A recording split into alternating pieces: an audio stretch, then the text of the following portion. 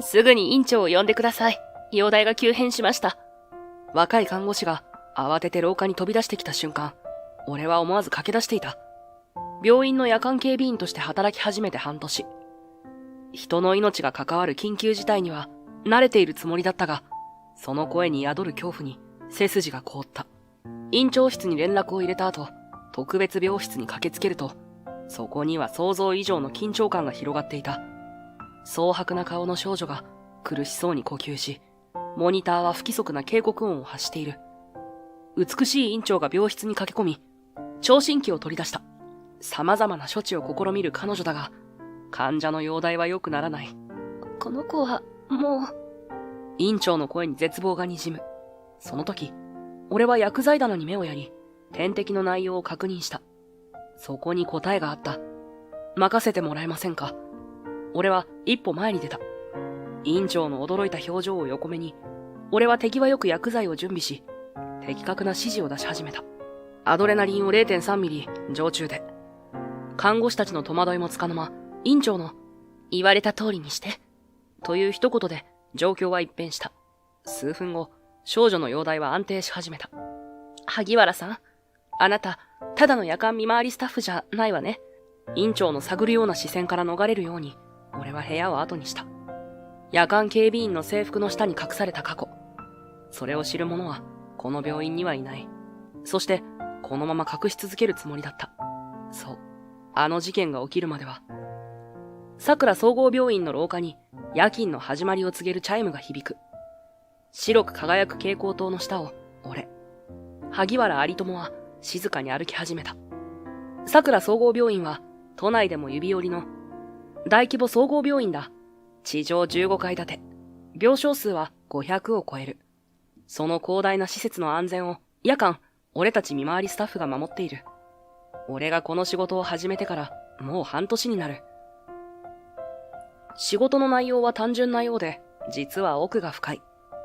不審者の侵入を防ぐのはもちろんのこと、機械の異常音にも気を配り、患者さんの突発的な症状悪化にもいち早く気づかなければならない。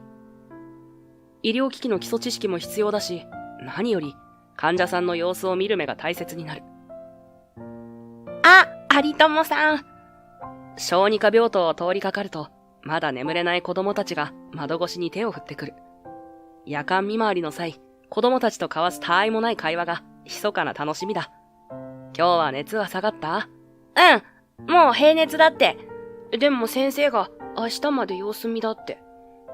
白い病室の中でパジャマ姿の少年が元気な声を響かせる。その隣のベッドの女の子はまだ点滴をつけたままだ。じゃあ、早く寝ないとダメだぞ。明日の検温で熱が上がってたら退院が伸びちゃうからな。それは困る。子供たちの笑い声が夜の病棟に小さな波紋を広げる。看護師さんに怒られない程度の程よい賑やかさ。この仕事はただの警備じゃない。患者さんの不安な夜を少しでも和らげる。それが俺たち夜間見回りスタッフのもう一つの大切な役目。それが今の俺にできる精一杯の医療への関わり方だった。その日もいつも通りの夜間巡回だった。時計の針が午前2時を指し、患者の大半はすでに深い眠りに落ちている。俺は小児特別病室のある8階の廊下を歩いていた。夜もこの階だけは常に医師が待機していて、重症患者の治療に当たっている。特別病室の一つから慌ただしい足音と焦った声が聞こえてきた。血圧下がってます。酸素飽和度 85%。バイタル不安定です。看護師たちの緊迫した声に俺は思わず駆け出していた。部屋の前まで来るとドアが勢いよく開き、若い看護師が慌てて廊下に飛び出してきた。すぐに三谷院長を呼んでください。ゆきちゃんの容体が急変しました。彼女は俺の顔を見るなり叫んだ。その目は恐怖で見開かれていた。わかりました。俺は即座に対応し、近くの内線電話で院長室に連絡を入れた。夜間でも院長の三谷長先生は病院に残って仕事をしていることが多かった。もしもし、院長先生ですか？8階特別病室の中花さんが急変したそうです。すぐに来ていただけますか？電話を置いた数分後、エレベーターから白衣をはためかせた女性が現れた。三谷院長だ。疲れた顔にもかかわらず、際立つ整った顔立ち。大きな瞳には知性が宿り、引き締まった唇からは普段、冷静で的確な指示が発せられる。だが今、その端正な顔には焦りの色が濃く出ていた。どうなってるの？彼女の声には焦りが混じっていた。俺は特別病室へと彼女を案内した。部屋のドアを開けると、そこには想像以上の緊迫した状況が広がっていた。ベッドの上で小さな少女、中花ゆきちゃんが苦しそうに呼吸をしていた。顔は蒼白で、唇は紫色に変色している。いつから？院長が看護師に尋ねる。10分ほど前です。突然呼吸困難を訴えて、その後意識が朦朧とし始めて。看護師の説明を聞きながら、院長は素早く聴診器を取り出し、ゆきちゃんの胸に当てた。その表情がみるみる険しくなる。全命がひどい。肺水腫の疑いもある。このままでは呼吸が止まってしまう可能性があるわ。部屋の空気が凍りついたような緊張感が漂う。看護師たちは手際よく動いているが、焦りが隠せていない。彼女は様々な処置を試みるが、モニターの数値は改善の兆しを見せない。何が起きているの？これまでの症状からは考えられない反応よ。このままじゃ、この子はもう。院長の弱々しい言葉が、部屋の重い空気の中に沈んでいく。看護師たちの動きが止まり、絶望感が広がる。その時、俺の目に点滴台に吊るされた薬剤のラベルと、ベッドサイドテーブルに置かれた別の薬の空袋が映った。俺は思わず一歩前に出ていた。もしかして、この子にカルボプラチンとネオフィリンを併用していませんか？え？院長は驚いたように俺を見た。夜間警備のスタッフがこんな緊急事態に口を挟むなど前代未聞だったからだ。この2つの薬剤を同時に投与すると、稀に急性の呼吸抑制を引き起こすことがあります。特に子供の場合は発現率が高いんです。俺は冷静に説明した。心臓は激しく脈打っていたが、声を震わせるわけにはいかなかった。薬剤部の看護師が慌てて薬剤情報をチェックする。彼の言う通りです。そんな、併用注意のはずが、どうして見落としていたの？院長がつぶやく。だが、今はその原因を追求している時間はない。このままでは危険です。まずはアドレナリンを常駐。言いかけて、俺は自分の立場を思い出し、言葉を飲み込んだ。しかし、院長は真剣な眼差しで俺を見つめていた。萩原さん、この子を救えるの？はい。よければ任せてもらえませんか？お願い。院長の瞳に決断の色が宿る。彼女の一言で、俺の体が自然と動き出した。まず、今使っている点滴を止めてください。次に、生理食塩水で静脈ルートを確保して。それから、アドレナリンを 0.3 ミリ、常駐で。小児容量なので慎重に。看護師たちは一瞬戸惑ったが、院長が言われた通りにしてと声を上げると、素早く動き始めた。酸素濃度を上げて、マスクではなく、非再呼吸式のリザーバーマスクに切り替えて。看護師が、素早く酸素マスクを交換する。モニターの波形はまだ不安定だが、わずかに改善の兆しが見えた。次に、肺水腫の対処として、利尿剤も必要です。フロセミドを追加で。俺の指示に従い、薬剤が次々と準備される。その間も、俺はゆきちゃんの脈を取り続けていた。小さな命の鼓動が、弱々しくも確かに指先に伝わってくる。サチュレーション上昇してきました。90%、93%。呼吸数も安定してきました。モニターの警告音が止み、規則正しい波形が現れ始めた。ゆきちゃんの顔色も少しずつ戻ってきている。その小さな胸がよりスムーズに上下し始めた。みんなの表情が明るくなる。このまま30分は経過観察が必要です。バイタルを5分おきに。応急処置は終わったが、まだ油断はできない。部屋の隅に立ち、冷や汗を拭う。やがて30分が経過し、ゆきちゃんの容体は完全に安定した。危機は脱しました。俺がそう言うと、部屋中にどっと安堵の空気が流れた。院長はゆきちゃんの額に手を当て、優しく髪を撫でると、ゆっくりと俺の方を向いた。萩原さん、あなた、ただの夜間見回りスタッフじゃないわね。彼女の声は静かだったが、部屋中の誰もがその言葉に耳を傾けた。看護師たちも不思議そうな顔で俺を見ている。少し薬学をかじっていましたので、それより命が助かったことが何より重要です。では私は他の階の見回りもありますので。院長の探るような視線から逃れるように、俺は部屋を後にした。今、小さな命が救われた。それだけで十分だったはずなのに、どこか胸の奥が妙にざわついていた。翌日の夕暮れ時、俺は病院の屋上にある小さな庭園にいた。勤務開始前の数分間、俺はここで深呼吸をするのが日課だった。ここにいたのね。背後から聞こえた声に、俺は思わず身を固くした。振り返ると、そこには院長が立っていた。夕日に照らされた彼女の姿は、白衣越しにもその凛とした佇まいが際立っている。屋上からの夕焼けって綺麗ね。特にこの季節は。彼女は俺の隣に立ち、遠くの空を見つめた。緊張感が漂う沈黙が広がる。昨夜は本当にありがとう。ゆきちゃんは完全に回復したわ。それは良かったです。でも不思議なのよね。カルボプラチンの併用注意。これは最近の医学雑誌でも特集が組まれたばかりの話題よ。夜間見回りスタッフの方が、なぜあんなに専門的な薬の知識を持っているのかしら。彼女が俺に向き直る。その瞳には、冷静な観察眼が宿っていた。本やテレビで見た知識です。薬学に少し興味があって。少しの興味で、あそこまでの判断ができるかしら。彼女の視線が鋭くなる。あなたの履歴書を見直したの。学歴は高校卒業まで。特別な資格もない。でも、昨夜の応急処置は、ベテランの救急医でもためらうような的確さだった。話してくれないかしら。あなたは、本当は誰なの？院長はじっとこちらを見ている。俺は黙ったまま、手すりを強く握りしめた。俺は、ただの夜間見回りスタッフです。そう。院長は少し残念そうな表情を浮かべたが、すぐに微笑んだ。ところで、今晩から8階の特別病室の見回り担当を増やしてほしいの。特にゆきちゃんの部屋の前は30分おきに確認を。わかりました。気をつけます。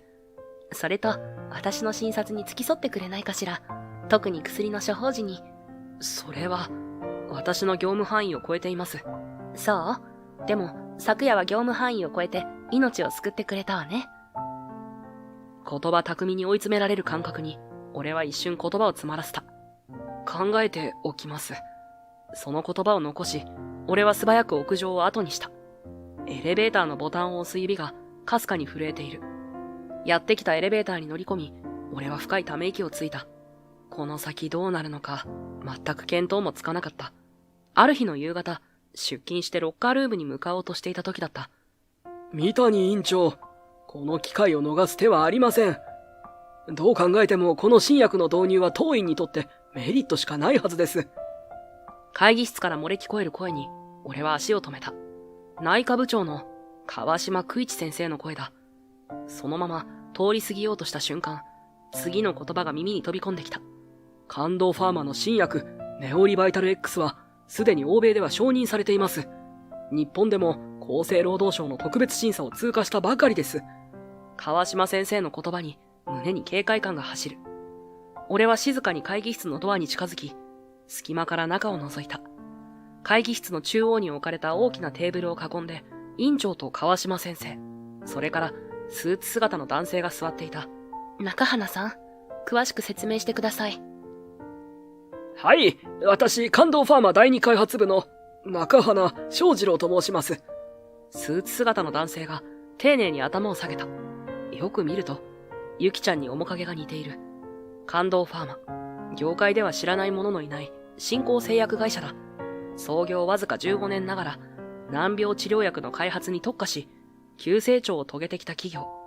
特にここ数年は、自己免疫疾患や希少疾病の治療薬で、次々と画期的な新薬を世に送り出している。中花さんは説明を始めた。この新薬は、難治性の自己免疫疾患に画期的な効果を示しています。私の娘と同じ症状の患者さんが、わずか3ヶ月の投与で 80% 以上の症状改善を見せたケースもあるんです。中花さんの言葉には一生懸命さが滲んでいた。しかし院長は眉間にシワを寄せながら資料に目を落とした。川島はそんな院長の様子を冷ややかな視線で見つめながら口を開いた。院長先生、この薬の導入は病院の経営改善にも直結します。厚生労働省から優先審査薬に指定されているため、保険適用も有利です。さらに、先進医療としての認定も期待できる。当院の評判は一気に高まります。それに何より患者さんの命が救えるんです。川島先生の高圧的な声に合わせるように、中花さんが食い入るように院長を見つめながら言う。中花さん、お気持ちはよくわかります。でも、医師として患者の安全を第一に考えなければ。安全性については、すでに十分なデータがあります。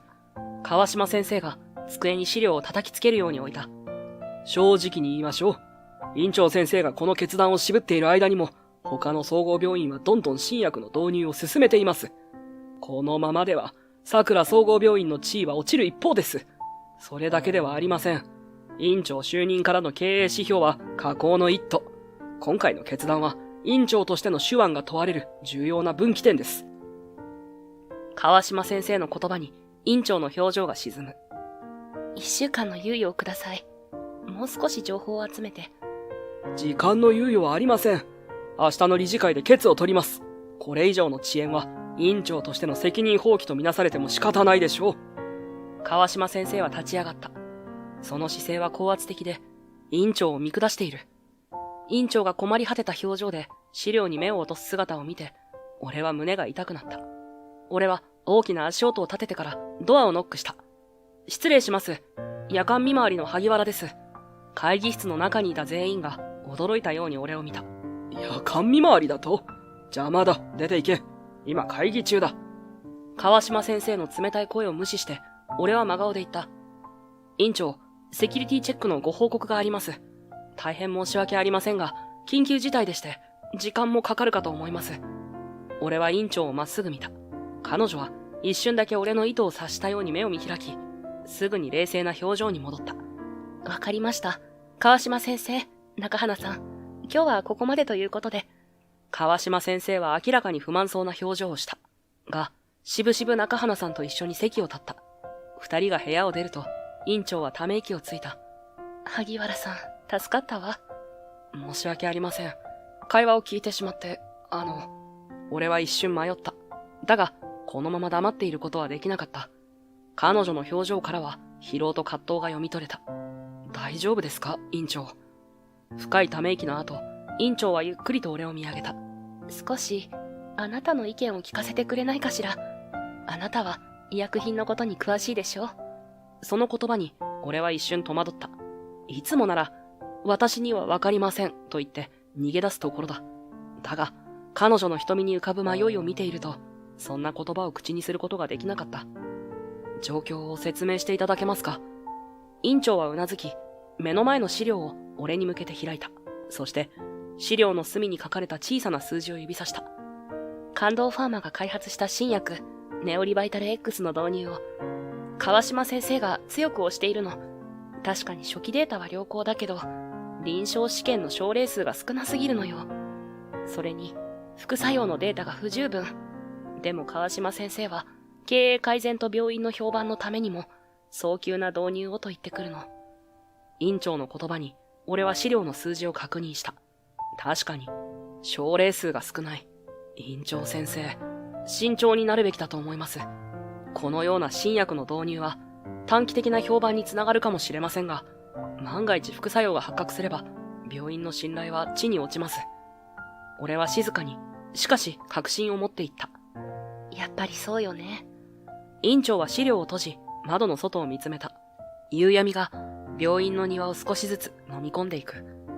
私が院長になってまだ半年なのはあなたも知ってるわよね。父が急逝して、その後を継いだのだけど、まだ医局をまとめきれていない。私はまだ30代。医師としても経験が浅いし、何より病院経営なんて、右も左もわからないの。彼女の声はいつになく弱々しく聞こえた。窓辺に立った彼女のシルエットが夕日に照らされて儚げに見えた。多くの医師たちが私の指示に従うことに不満を持っていることは知っているの。特に川島先生のような、父の代からいるベテラン医師たちはね。彼女はゆっくりと振り返り、俺と向き合った。その表情には疲労と孤独が刻まれていた。川島先生は新薬を導入して利益を上げ、理事会や他の医師たちの支持を集めようとしている。このままではもしかしたら川島先生に病院を乗っ取られてしまうかもしれない。小さな声で言い切った彼女は、急に恥ずかしそうにかぶりを振った。ごめんなさい。こんな愚痴、あなたに聞かせるべきじゃなかったわ。いいえ、俺は一歩前に進み出た。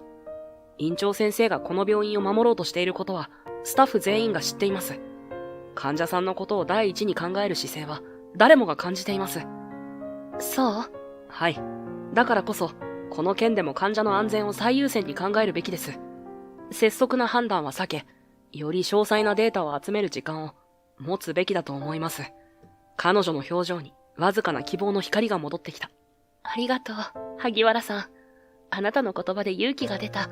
やっぱり正しい道を選ぶ。明日の理事会では追加データの提出を要求し、最終判断を延期することを主張するわ。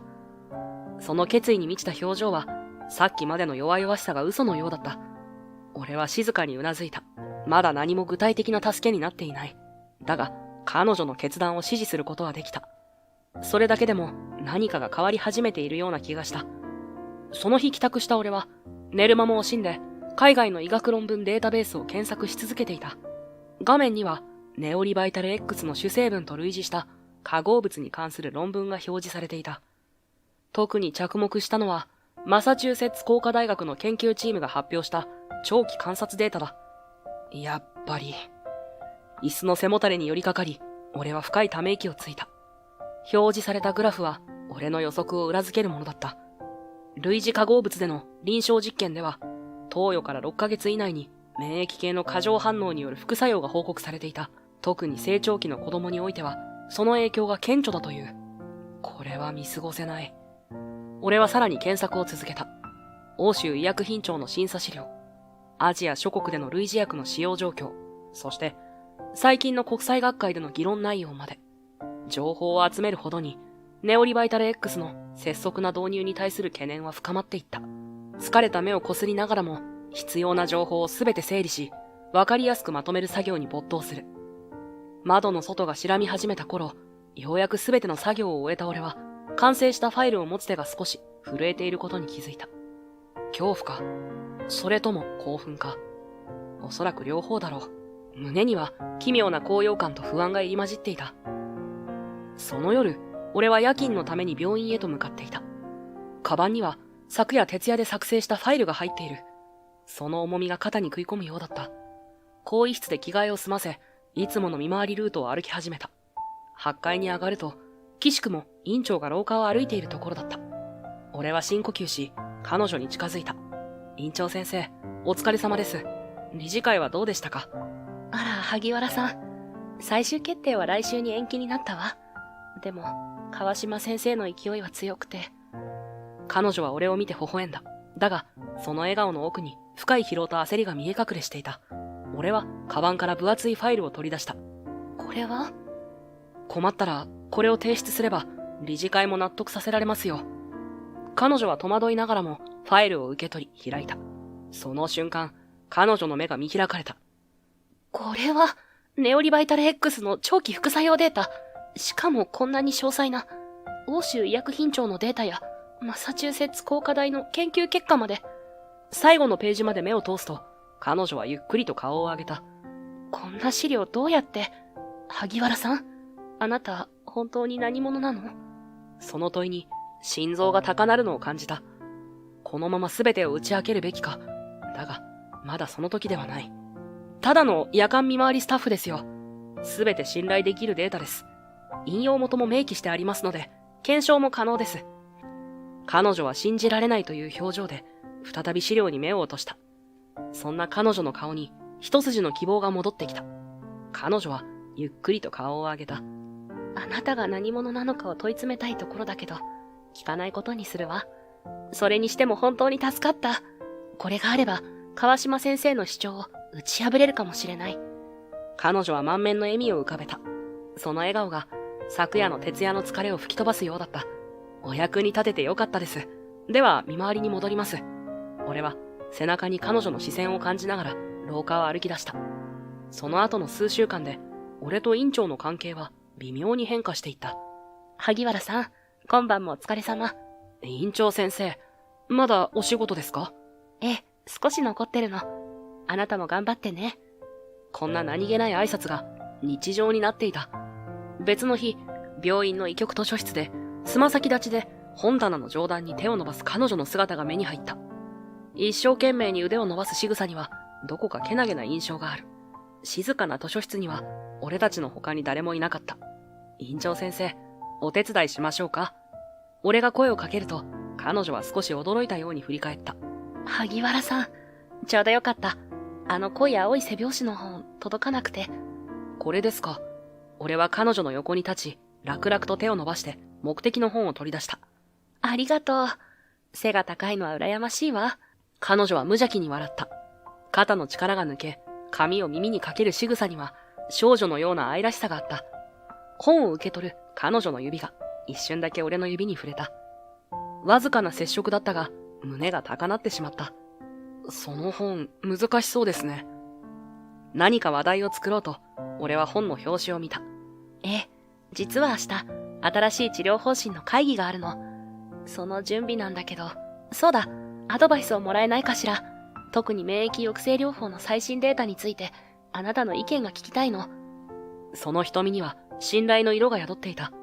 俺に答えられることなら。俺が答えると、彼女の顔が明るくなった。彼女は図書室の奥にある小さな閲覧デスクに向かい、資料を広げ始めた。俺もその隣に座り、彼女の質問に答えていく。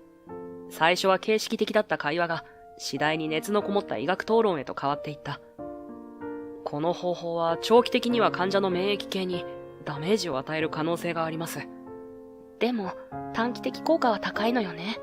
バランスが難しいわ。二人で意見を交わしながら治療計画の最適化を図っていく。彼女の鋭い観察眼と俺の理論的アプローチが不思議と相性が良かった。1時間が経過しても話は尽きなかった。有友くん、本当に詳しいわね。こんな風に議論できる相手がいなかったから、とても助かるわ。彼女は嬉しそうに微笑んだ。一瞬耳を疑った。彼女は初めて俺の名前を呼んだのだ。ごめんなさい。萩原さんだったわね。つい。彼女は少し顔をあからめた。いえ、構いません。有友でいいです。心臓の鼓動が速くなるのを感じた。それなら、私のことも蝶と呼んでくれないかしら。みんながいる前ではやめておいた方がいいけど、二人きりの時は。彼女の目には照れと期待が入り混じっていた。わかりました、蝶さん。名前を呼んだ瞬間、何かが変わった気がした。彼女も満足げに微笑んだ。そうだ、有友くん。あなたがくれた資料のおかげで、理事会も納得してくれたわ。川島先生は不満そうだったけど。彼女は勝ち誇ったように笑う。その表情が妙に愛らしく見えた。よかったです。名前の呼び方が変わっただけなのに、俺たちの間の距離はぐっと縮まったように感じた。翌週の夜勤、時計は夕方の6時半を指していた。面会時間が間もなく終わる頃だ。特別病室の前を通りかかると、ドアが少し開いていて、中からゆきちゃんの楽しげな声が聞こえてきた。ドアの隙間から覗くと、ゆきちゃんはベッドの上で折り紙を広げていた。以前よりもずっと元気になった彼女の顔色は、健康的なピンク色を取り戻していた。ゆきちゃんは俺に気づいて、パッと目を輝かせる。有友さん、こんばんは。こんばんは。元気そうだね。見て。動物園を作ってるの。ゆきは誇らしげに、ベッドの上に並べられた色とりどりの折り紙の動物たちを指さした。鶴、カエル、犬、ウサギと並んでいて、小さな紙の動物園ができていた。すごいじゃないか。上手だね。今度は象を折りたいんだけど、難しくて。ゆきちゃんは少し困った表情を浮かべながら、折りかけの灰色の紙を手に取った。象か。ちょっと難しいけど、少しだけ教えようか。やった、入ってきて。面会時間中だし、少しだけなら問題ないだろう。俺はドアを開けて中に入った。俺は部屋に入って、ゆきちゃんに折り方を教えながら、自分も一緒に折っていく。彼女は真剣な表情で俺の手元を見つめていた。そして、ここが象の鼻になるんだ。こうやって。わかった。こうだよね。そう、その調子。俺たちは夢中になって折り紙を続けていた。ゆきちゃんの笑顔がこの病室を明るく照らしているようだった。できた。象が完成し、ゆきちゃんが歓声を上げた。それを微笑ましく見ていると、ゆきちゃんはぽつりと言葉をこぼす。私ずっと、有友さんにお礼が言いたかったの。この間、助けてくれたでしょ？お薬のことで。彼女の澄んだ目には、純粋な感謝の色が宿っていた。あの時、すごく苦しくて怖かった。でも、有友さんが来てくれて、何かしてくれたら、だんだん楽になったの。ゆきちゃんはぽつりぽつりと言葉を紡いだ。子供ながらに、あの夜の出来事をしっかりと認識していたようだ。今はどう？体調は良くなった？前よりずっと良くなったよ。お父さんも喜んでる。彼女は微笑みながら、枕元に置かれた小さな折り紙の鶴を手に取った。これ、有友さんにあげる。お礼。小さな手のひらに乗っているのは折り鶴だった。青い紙で丁寧に折られ、翼にはありがとうと幼い字で書かれていた。ありがとう。大切にするよ。俺がそれを受け取ると、ゆきちゃんの顔に満面の笑みが広がった。その笑顔は病院の蛍光灯よりも明るく感じられた。その時、病室のドアが開いた。入ってきたのは、中花正次郎さんだった。仕事帰りらしくスーツ姿だった。俺を見た彼の表情が一瞬で曇るのが分かった。彼は素早く部屋に入ってきて、ゆきちゃんと俺の前に立ちはだかった。やめろ！ゆきに近づくな！正次郎さんの声は冷たく、威圧的だった。彼はゆきちゃんのベッドの前に立ち、まるで盾のように俺から娘を守ろうとしていた。お前、あの時の警備員だな。川島先生から聞いた。お前が新薬導入に反対意見を出した人だと。正次郎さんは冷たい目で俺を見据えていた。彼の顔は怒りで引きつり、声は震えていた。わかってるのか？この子はあの新薬に全てをかけているんだ。お前のような素人が何の根拠もなく反対意見を出すせいで、治験が遅れている。この子の命がかかっているというのに。正次郎さんの声が病室に響き渡った。その眼差しには怒りだけでなく、深い絶望と恐怖が混ざっているのが見て取れた。正次郎さん、私が心配しているのは副作用の。黙れ！医者でも薬剤師でもない警備員風情が何を偉そうに。あの薬はユキの最後の望みなんだ。それを踏みにじるようなことをするな。正次郎さんは一歩踏み出し、俺の胸ぐらを掴みかけたが、最後の一瞬で自制した。それでも、その目には燃えるような怒りが宿っていた。出て行け、今すぐに。二度と娘に近づくな。その小姉には妥協の余地がなかった。わかりました。失礼します。俺は静かに頭を下げ、病室を後にした。ドアを閉め、廊下に出た俺は重いため息をついて立ち尽くした。正次郎さんの怒りは理解できる。娘の命を救いたい一心なのだ。俺は胸ポケットに手を当てた。青い折り鶴がかすかに触れる。ごめんな、ゆきちゃん。小さくつぶやきながら、俺は夜の巡回を再開した。ある夜、桜総合病院の一角にあるスタッフルームの前を通りかかった時のことだった。萩原さんの噂聞いた？俺は思わず足を止めた。ドアの隙間から覗くと、数人の看護師が集まって小声で話している。何かあったの？ SNS で話題になってるのよ。過去に製薬会社でデータ改ざんをしたって。ざわめきが広がる。俺の心臓が早金を打ち始めた。本当にあの人が？前から何かおかしいと思ったんだよね。薬のことに詳しすぎるし。でも、あの日はユキちゃんを助けてくれたじゃない？俺は慌てて職員用のコンピュータールームに向かった。検索画面を開くと、病院の名前とともにデータ改ざん、元製薬研究員というキーワードがサジェストされた。まさか、画面いっぱいにニュースサイトの見出しが広がる。桜総合病院に潜む偽装資格の警備員、過去に製薬会社で不正行為。データ改ざんの中心人物が夜間スタッフに変装、医療行為を。すべて事実を歪曲した悪意のある記事ばかりだった。写真まで掲載されている。どこから漏れたのだろう。萩原さん？廊下から張さんの声が聞こえた。慌ただしく近づいてきた彼女の表情は心配と焦りに満ちていた。院長室へ来てください。今すぐに。彼女の声は小さかったが、その眼差しには切迫感があった。周囲のスタッフたちの視線を感じながら、俺は張さんに従った。院長室に着くと、張さんは扉をしっかりと閉め、深いため息をついた。室内はいつになく冷え込んでいた。窓の外では雨が降り始め、その音が静まり返った部屋の緊張感をさらに高めていた。どういうことなの？彼女の声には怒りよりも悲しみが滲んでいた。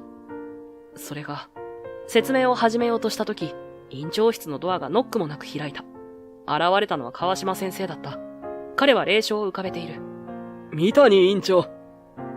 もうご覧になりましたか？大変なスキャンダルですね。彼の後ろには数人の医師や理事会のメンバーらしき人たちが控えている。張さんは冷たい目で川島先生を睨んだ。これは理事会として正式に関与すべき問題です。我々の病院に過去に不正を働いた者が潜入している。こんなトラブルメーカーを病院に置くのは危険。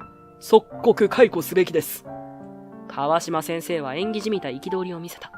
俺は背筋を伸ばしたまま動かずにいた。張さんは冷静さを保ちながらも、その瞳には怒りの炎が宿っていた。川島先生、勝手な判断はなさらないでください。萩原さんの件については、まだ事実確認の段階です。事実確認？インターネット中に証拠が溢れているじゃないですか。このまま放置すれば、病院全体の信頼が地に落ちます。川島先生は鼻で笑うように言った。俺は言い返そうとしたが、張さんがかすかに首を横に振った。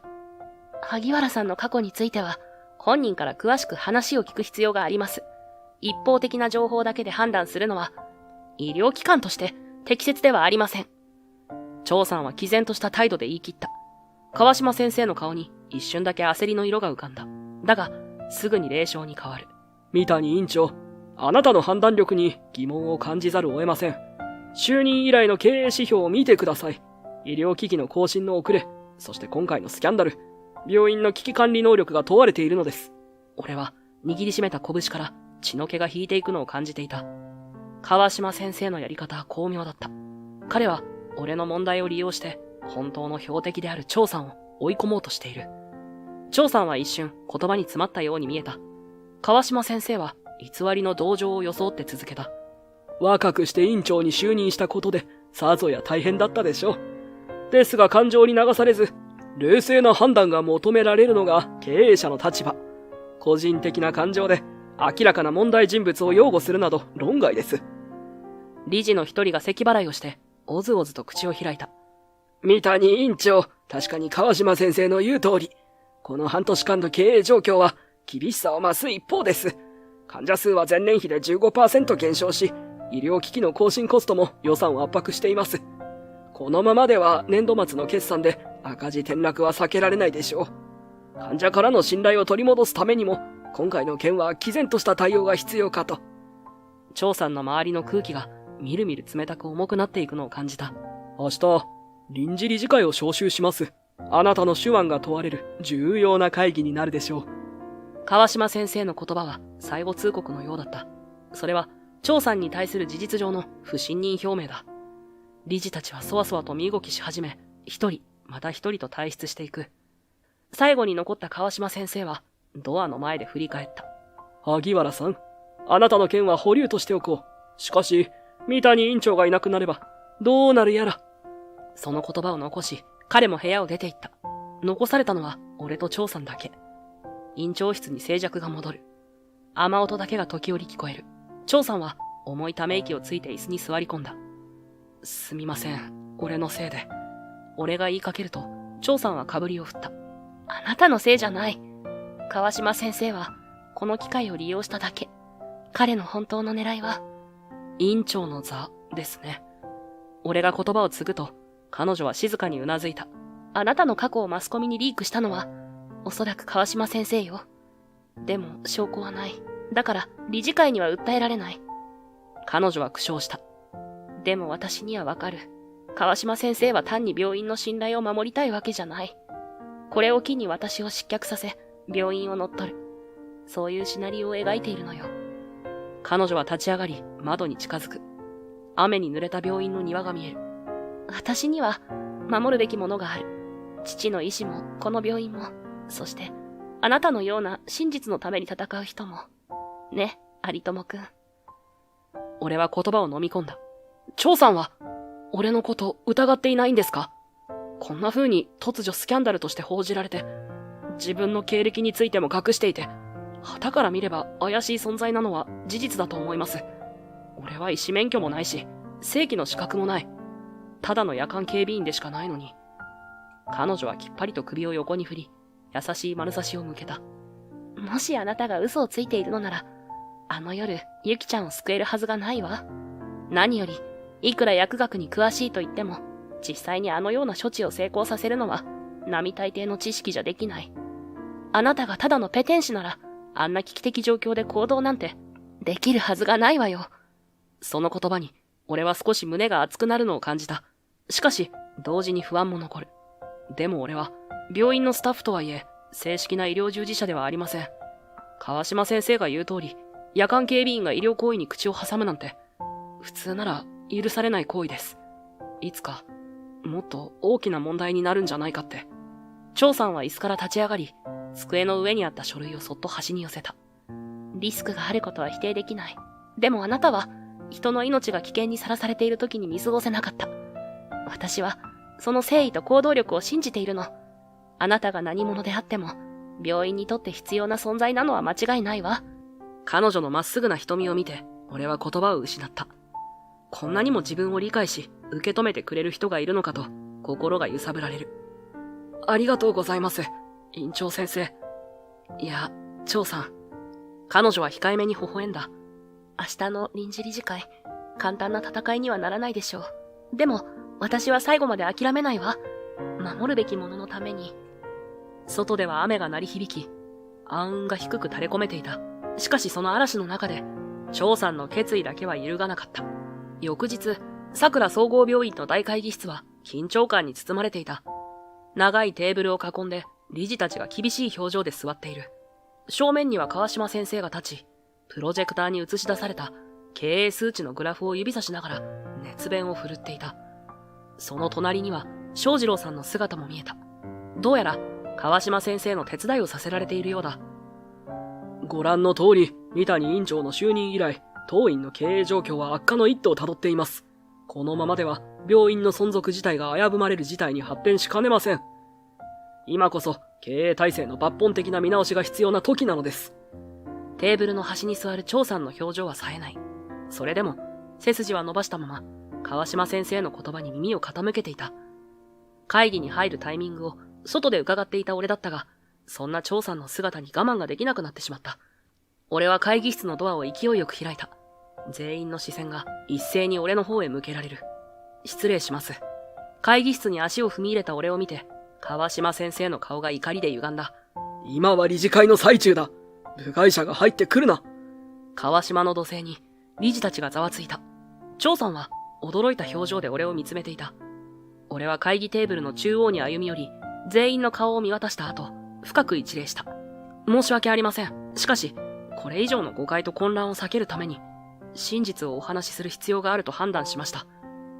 川島先生が導入を推し進めようとしているネオリバイタル X を開発したのは、他でもない私です。会議室が静まり返った。張さんは呆然とした表情で俺を見つめていた。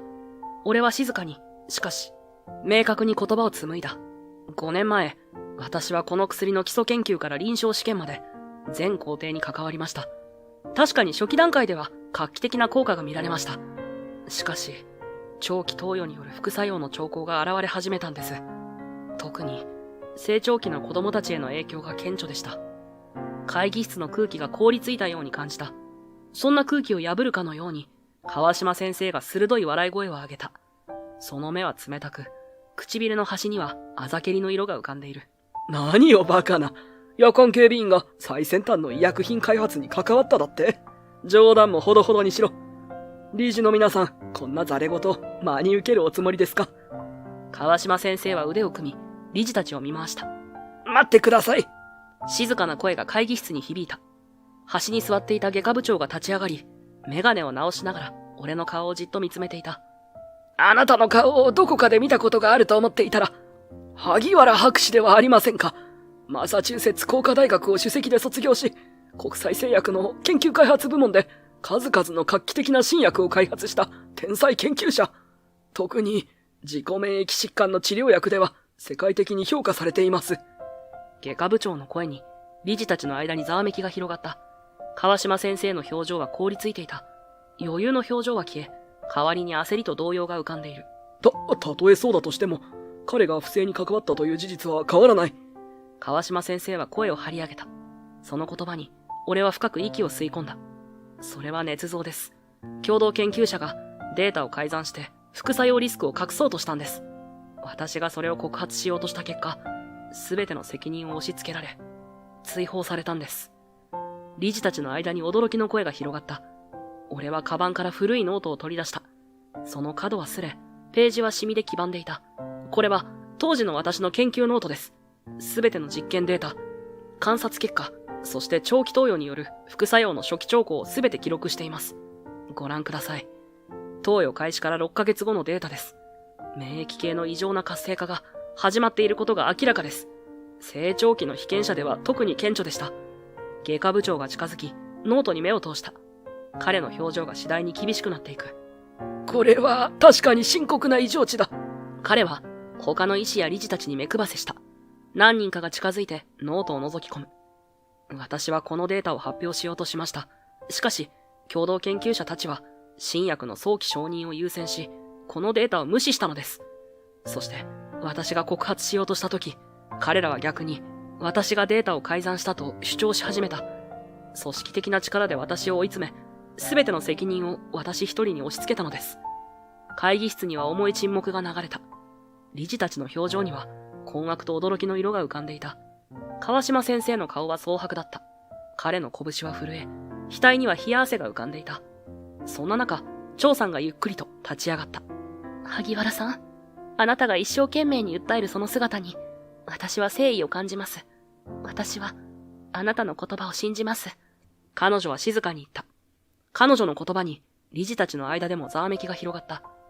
会議室の端に座っていた翔二郎さんは、俺の話を聞きながら、顔色を変えていた。そんな中、川島先生が鋭い声を上げた。馬鹿げた話です。こんな奴の言うことなんて信用できるはずがない。たとえ彼が元研究者だったとしても、それは過去の話。今は、身分を偽って潜り込んだ不審人物に過ぎません。しかも彼の主張を裏付ける証拠はどこにありますか？一冊の古いノートだけで、国際的な製薬企業の臨床試験データを否定するというんですか？川島先生は理事たちを見回し、一生懸命に指示を求めるように続けた。その時、会議室のドアが勢いよく開き、看護師長が慌てた様子で飛び込んできた。院長先生、小児科特別病室の中花由紀さんが急変しました。その言葉に会議室が凍りついた。ユキが！翔二郎さんが悲鳴のような声を上げ、前に飛び出した。張さんも即座に立ち上がる。どういうこと？何があったの？15分ほど前から呼吸困難を訴え、その後全身に発疹が現れました。今、血圧が急降下して、担当医が処置していますが、看護師長の言葉に、俺は血の気が引くのを感じた。アナフィラキシーショックの可能性があるわ。すぐにアドレナリンとステロイドを準備するよう指示して。張さんは素早く看護師長に指示を出し、理事たちに向き直った。会議は延期します。緊急事態です。誰も異議を唱えなかった。理事たちの表情にも動揺が広がっていた。そして、川島先生の顔は、蒼白を通り越して灰色に変わっていた。俺たちは急いで会議室を後にし、小児科特別病室へと駆け出した。廊下には、すでに数人の医師と看護師が集まっていた。状態は？張さんが駆け寄る。血圧、上が60、下が30まで低下。サチュレーションは 85% を切っています。全身の発疹が広がり、咽頭浮腫の兆候も。若い医師の報告を聞きながら、俺たちは病室に駆け込んだ。そこには、モニターに囲まれた小さなベッドがあった。ゆきちゃんの姿が見える。その顔は蒼白で、唇は紫色に変色していた。全身には赤い発疹が広がり、呼吸は苦しそうだった。ユキ！翔二郎さんが娘に駆け寄った。その悲痛な叫びが病室に響き渡った。医師たちは手際よくゆきちゃんの治療を進めていたが、状況は一刻を争っていた。看護師が急いでアドレナリンを準備し、別の医師は酸素マスクを調整している。あの薬は本当に危険だったのか？俺は川島先生を信じて娘に。その言葉には深い後悔と恐怖が滲んでいた。彼の目は涙で潤み、うつろな光を放っていた。川島先生の声は普段の威厳を失い、震えていた。だが、すぐに彼は姿勢を正し、声のトーンを変えた。しかし、まだ因果関係は不明だ。この症状がネオリバイタル X によるものだという科学的証拠はない。他の要因かもしれないし、単なる偶然の一致かもしれない。彼は病室にいる医師たちに向かって言った。ゆきちゃんのベッドから顔を上げた翔士郎さんの目が怒りで燃えた。偶然だと？娘が危ないのに。川島先生は翔士郎さんの怒りを無視し、張さんの方を向いた。その目には計算高い色が宿っていた。三谷院長、この状況での治療方針の決定はあなたの責任です。今後の対応によっては、院長としての判断が問われることになるでしょうね。その言葉の意味は明らかだった。彼は責任の所在を張さんに押し付け、万が一の場合は彼女を犠牲にする算段だった。そんな川島先生の態度に怒りが湧いた。川島先生、そんなことを言っている場合じゃないでしょう。今はこの子の命が最優先です。俺の声が病室に響き渡った。その鋭さに全員が一瞬動きを止めた。俺はゆきちゃんのベッドに近づくと、手際よく医療機器のモニターを確認し始めた。まず、ネオリバイタル X の点滴を直ちに中止してください。酸素濃度を上げて、フェイスマスクからリザーバーマスクに切り替えて、看護師が俺の指示に従い、素早く動き始めた。張さんは黙ってうなずき、俺の指示に従うよう周囲に目配せした。アドレナリンを大腿部外側に緊注、同時に生理食塩水のボーラス投与を。俺は看護師から注射器を受け取ると、的確な角度でゆきちゃんの太ももに注射した。静脈路を確保して、ソルメドロールを常駐、それからジフェンヒドラミンも追加で。血圧上昇してきました。62、65。看護師の報告に、俺はうなずきながら次の手順に移った。咽頭浮腫に対応するため、エピネフリン溶液を吸入させてください。俺はゆきちゃんの胸に聴診器を当て、肺の音を慎重に確認した。両側性の全鳴がある。気道閉塞が進行している。俺は素早く判断し、追加の手順を指示した。気管挿管の準備を。ただし、できるだけ回避したい。まずは非侵襲的な方法で。俺はさらに、ゆきちゃんの皮膚を注意深く観察した。赤い発疹は全身に広がっていたが、アドレナリンの効果で少しずつ薄くなり始めていた。サチュレーション上昇してきました。88、90。血圧も上75、下が40まで回復。看護師の報告に病室の緊張が少し和らいだ。俺はゆきちゃんの状態を注意深く観察し続けた。モニターの数値は徐々に安定してきていた。アドレナリンとステロイドの効果が現れ始め、ゆきちゃんの呼吸は少しずつ整い始めていた。唇の色も紫色から薄いピンク色に戻りつつある。小さく震えている翔士郎さんに、俺は真剣に向き合った。最悪の状態は脱しています。今後も油断はできませんが、適切な治療を続ければ、必ずゆきちゃんは回復します。その言葉に、翔士郎さんの顔にわずかな安堵の色が浮かんだ。川島先生は部屋の隅で俺の処置を呆然と見つめていた。そんな、見回りスタッフごときが。彼の顔には敗北の色が濃く出ていた。その時、病室のドアが静かに開いた。ゆきちゃんの主治医が分厚いファイルを抱えて入ってきた。彼は川島先生を見るなり表情を険しくした。川島先生、お話があります。なんだ、今は忙しい。主治医はファイルを開き、一枚の文書を取り出した。これは先月、あなたが私に提出を求めたネオリバイタル X の臨床報告書です。私はこの報告書で、小児患者2名に軽度の肝機能障害の兆候が見られたと記載しました。ところが、理事会に提出された最終報告書からは、この部分が完全に削除されていました。主治医の言葉に、張さんが驚いた顔で川島先生を見た。川島先生、本当ですか？川島先生の顔が歪んだ。単なる事務的なミスですよ。ミスではありません。さらに調べたところ、海外での同様の副作用報告も、あなたの指示で保留にされていました。これは患者の命に関わる情報です。主治医は冷静に、しかし断固として言った。川島先生の顔が蒼白になった。病室にいた全員の視線が彼に向けられる。翔士郎さんが立ち上がった。彼の表情は怒りと悲しみが入り混じっていた。川島先生、あなたは知っていたんですね。あの日オフィスで私に言ったじゃないですか。多少の副作用の可能性はあるが、それを心配するより効果を優先すべきだと。翔士郎さんの言葉に部屋の空気が凍りついた。そんなことを俺が言った証拠はない。川島先生は声を荒げたが、その顔からはすでに自信が消えていた。そこへ、病室のドアがもう一度開いた。会議室から来たらしい若い理事が息を切らせて入ってきた。IT 部門からの報告で、川島先生のメールサーバーから感動ファーマとのやり取りが見つかりました。理事が持ってきた資料を張さんが見て、すべてを理解した表情になる。川島先生、あなたは感動ファーマの株を大量に保有しているのですね。この病院に新薬を導入すれば株価が上がる。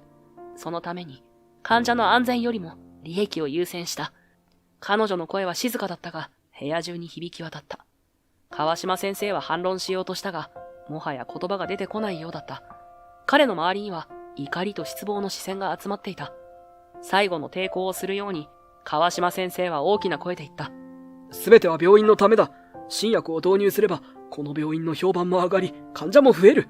しかし、彼の言葉はもはや誰の心にも届かなかった。理事が厳粛な表情で一歩前に出た。川島先生、私たちはあなたの行為について、即時調査を開始することを全会一致で決定しました。調査結果が出るまでの間、川島先生のすべての職務と権限を停止し、必要に応じて法的措置も検討するという結論に至りました。さらに、感動ファーマとの癒着関係についても徹底的調査を行います。理事の言葉に川島先生の肩が崩れ落ちた。彼の顔にはこれまで見せたことのないような絶望の色が浮かんでいた。長年にわたって築き上げてきた地位と名声、そして秘密の計画が一瞬にして崩れ去った現実を受け入れられないといった表情だった。理事は続けて張さんに向かって口を開く。理事会としては、三谷委員長の指導力と倫理的判断を改めて全面的に支持することも決議されました。その言葉に張さんの表情に一瞬の驚きが走った。彼女は小さくうなずいた。ありがとうございます。患者さんの安全が最優先されるべきという、この病院の理念が守られたことを嬉しく思います。その時、翔二郎さんが俺の前に進み出た。彼の目は赤く、涙で濡れていた。その顔には、これまで見せたことのない脆さが現れていた。有友さん、あなたを疑って悪かった。あの日、あなたがユキに近づくのを拒絶して、あんな言葉を投げつけて、俺は父親として、医薬品会社の社員として、全てを見誤っていました。真実を見ようとせず、都合のいい方向にだけ進もうとしていた。もしあなたがいなければ、私の娘は命を失っていたかもしれない。翔二郎さんは深く頭を下げた。声はかすれ、ほとんど聞こえないほどだった。だが、その言葉の重みは確かに俺の胸に届いた。俺は静かに彼の肩に手を置いた。翔二郎さん、あなたは娘さんを救いたいと思っただけです。それは父親として当然のことです。あなたは何も悪くない。悪いのは、利益のために真実を隠した人たちだ。俺は優しく言った。翔二郎さんはようやく顔を上げ、涙に濡れた顔で微笑んだ。その表情には深い感謝と新たな希望が宿っていた。これからは真実に向き合います。ユキのためにも、そして自分自身のためにも。俺は静かにうなずいた。病室の窓から差し込む月の光が、まるで新しい始まりを祝福するかのように、柔らかく部屋を包み込んでいた。数日後、病院1階のホールで記者会見が行われた。壇上には、張さんが厳粛な表情で立っていた。その横には、病院理事会のメンバーが並び、全員が重々しい面持ちで、カメラと記者たちに向き合っていた。本日はお集まりいただきありがとうございます。張さんの落ち着いた声がマイクを通して会場に響いた。桜総合病院では重大な不正行為が行われていたことが明らかになりました。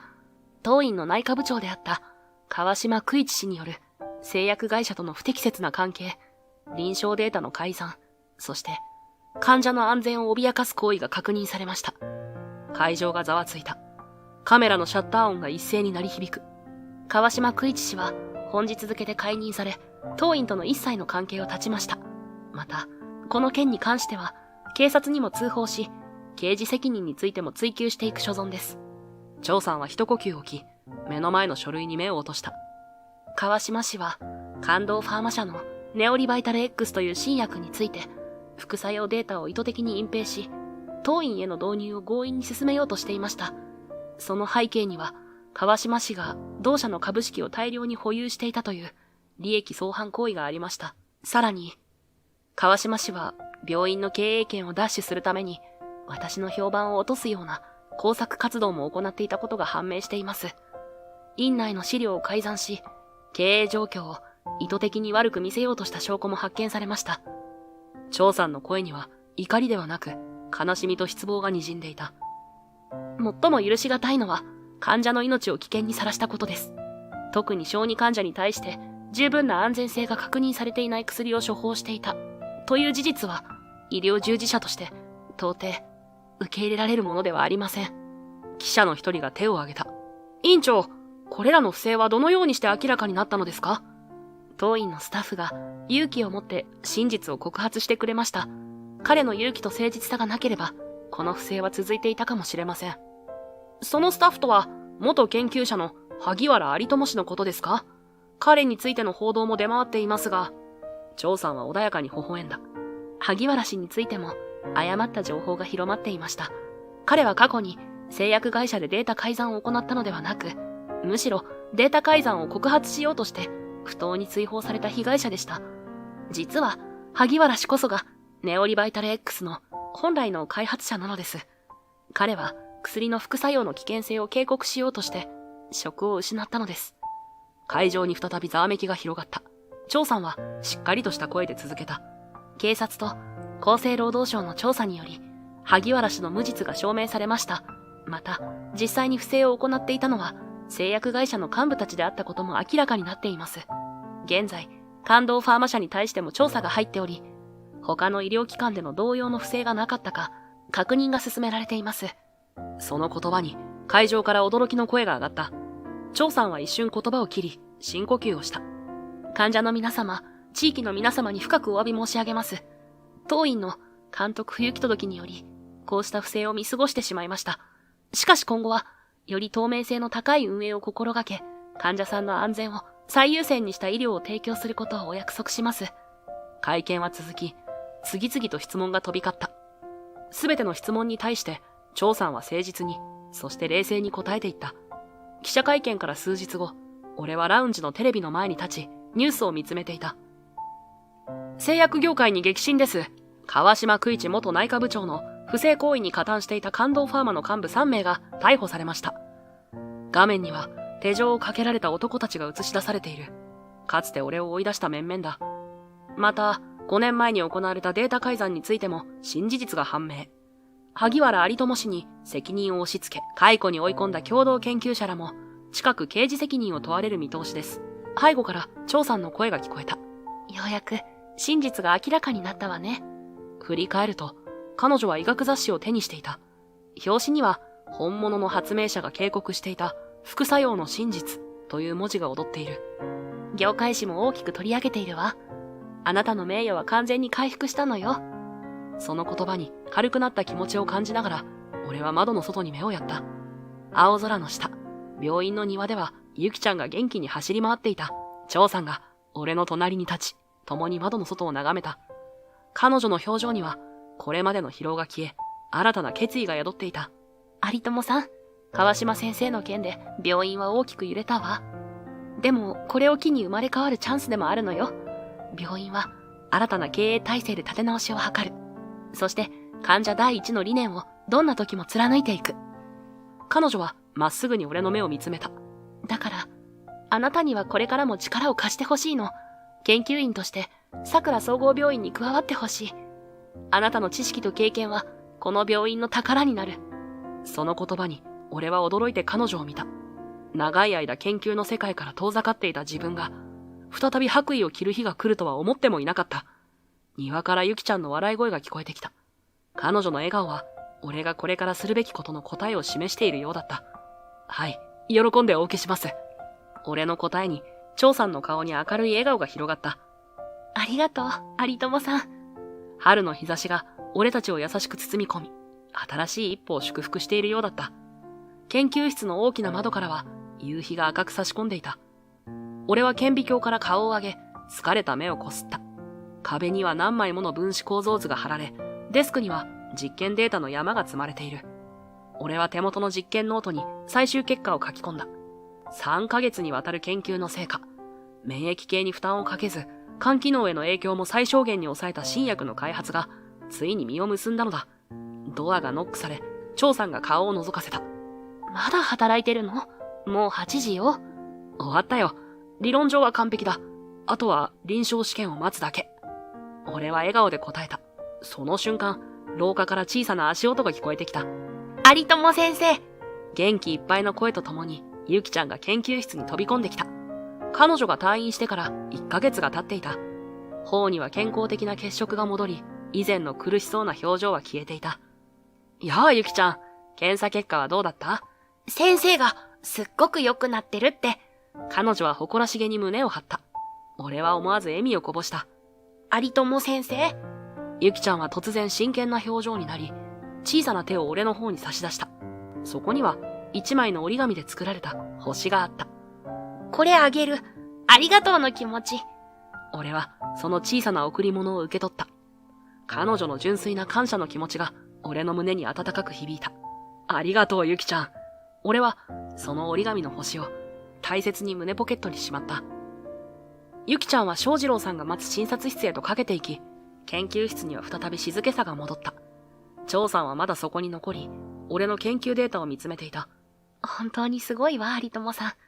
あなたがいなかったら、この病院もゆきちゃんも私も、今とは違う道を歩んでいたでしょうね。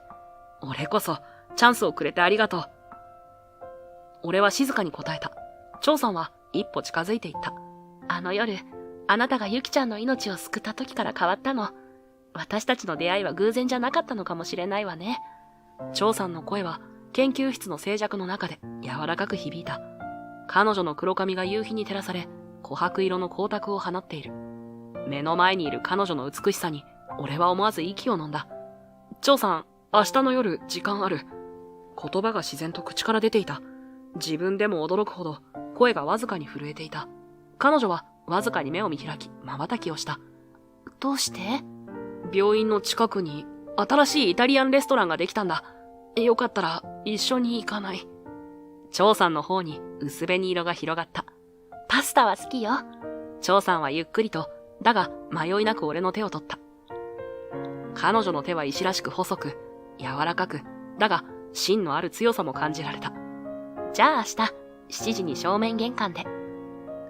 彼女はそう言って、柔らかな笑顔を残して研究室を後にした。ドアが閉まった後も、彼女の香りが研究室に残っていた。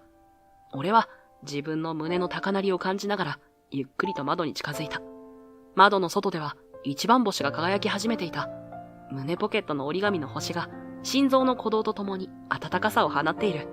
その星と空に輝く星と、そして張さんの瞳の輝きが俺の心の中で重なり合った。過去に追放された時、世界は不公平で残酷に思えた。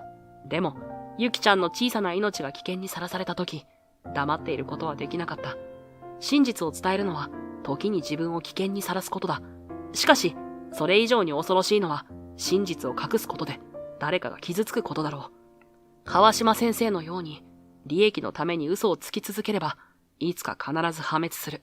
一方で、張さんのように誠実さを貫けば、仲間が集まり、道は開ける。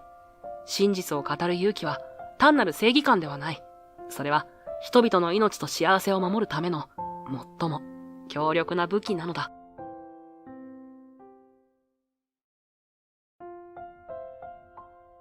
あと40分しか持ちません。怒号のような声が飛び交う救命フロアに飛び込んだ時、俺は思わず息を詰めた。暗闇を切り裂くサイレンの音がまだ頭の奥で鳴り響いている。担架に横たわるのは藤崎すみれ。たった今までスポットライトを浴び、客席を熱狂の渦に巻き込んでいた舞台女優だ。だが華やかな衣装はくしゃくしゃに乱れ、白い肌は青ざめ、薄く汗が滲んでいる。モニターの警告音が嫌に生々しく、彼女の限界を示していた。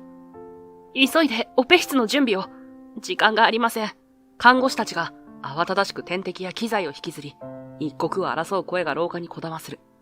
どこか懐かしいはずの病院の空気なのに、ヒリヒリと神経を焼き付けるような緊張感が心臓にまで突き刺さる。オペって言ったって、誰がこんな難しいオペができるんだ。うちの病院じゃ。年配の医師が蒼白な顔でつぶやいた途端、張り詰めていた空気が一気に重たくなった。ベッド上の患者を示すモニターが耳障りな警告音を止めない。でも、このまま手をこまねいていたら。わかってるさ。だが、ここまで複雑な症例を扱える執刀医が今いないんだよ。若い医師たちはお互いの顔を見合わせるばかりで膠着状態に陥っていた。そんな沈黙を破ったのは俺の声だった。だったら、俺にやらせてください。思わず口を開いた俺の声は自分でも信じられないほどはっきりとしていた。一瞬、全員の動きが止まり、廊下に重たい沈黙が落ちる。20分あれば十分です。俺が執刀します。視線が集まる中、俺は手のひらが汗ばむのを感じながら、もう一度繰り返した。はぁ？何言ってるんですか？あなた、弁当屋の人ですよね。若い医師の一人が露骨に眉を潜め、こちらを値踏みするような視線を向けてきた。しかし、俺のこの決断が、俺の人生と病院の命運を大きく変えることになる。俺の名前は榊智也。かつては都会で働いていたが、ある事情から故郷へ戻り、今は実家の小さな弁当屋を継いでいる。もっとも、この町に戻ってきた当初は慣れないことばかりだった。母が長年営んできた店とはいえ、仕入れから調理、会計、清掃まで、ほぼ一人でやらなければならない。母は年齢のせいか体調が優れず、長時間立っていられないことも多く、自然と俺が店の切り盛りを任されるようになった。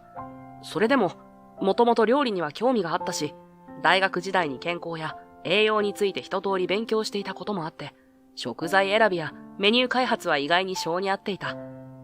俺が特に気を使うのは、弁当の栄養バランスだ。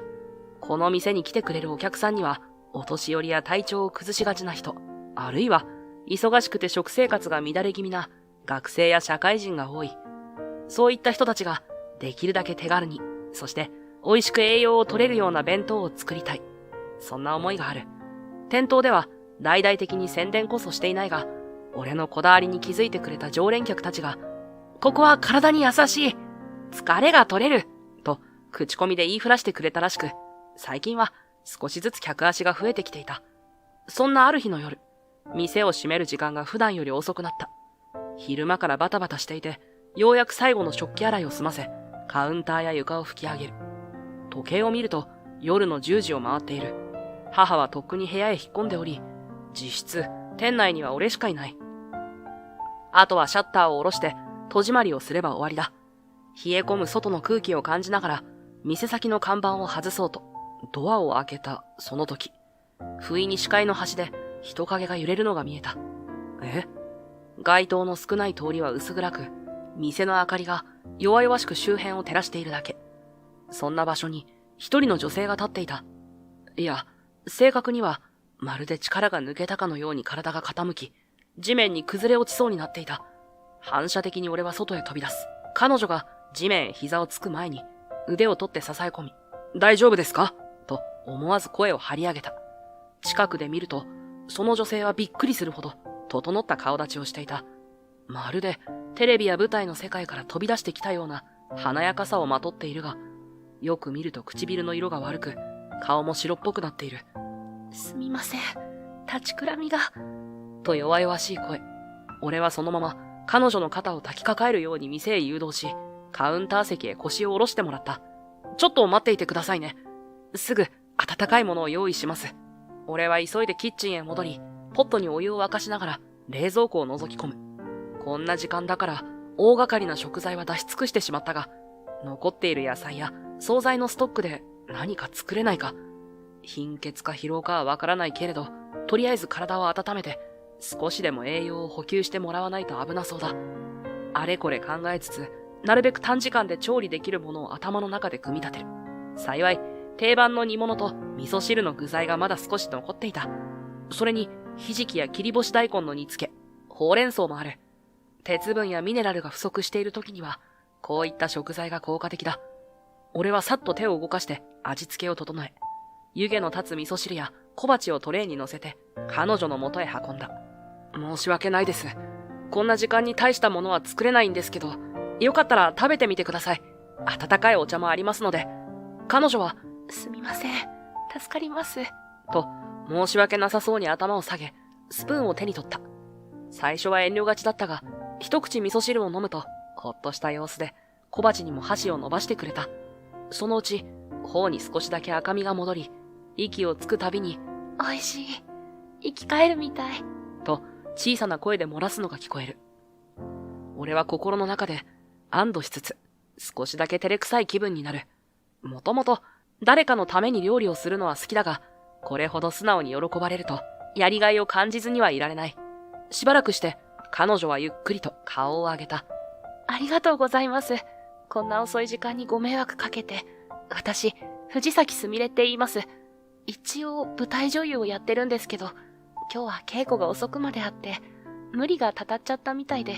そう言って笑う顔には、先ほどまでの青ざめた色はない。明らかに疲労の痕跡はあるものの、その美貌と存在感は、俺の言葉をしばし奪うほどだった。舞台女優ですか。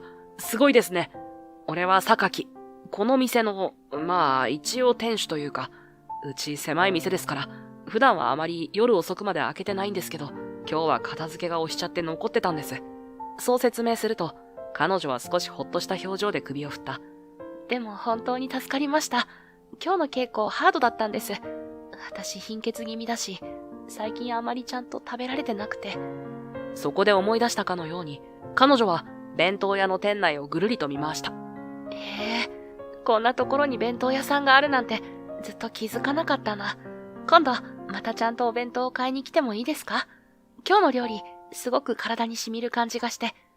彼女の声にはどこかすがるような響きがある。きっと本番が近い舞台女優にとって体調管理は重大なのだろう。もちろんいつでも。うちは派手な店じゃないんで正直あまり目立たないですけど、最近は栄養バランスにこだわった弁当を作ってるんです。近所の常連さんがちょっとずつ増えてきて、もしよければ何かリクエストとかあれば考えますよ。そう答えると、彼女は嬉しいと安心したように笑う。その笑顔は、さっきまでの不調が嘘のように明るく、確かに舞台役者ならではの華やかさを感じさせる。だが、その奥にかすかな影も見えた。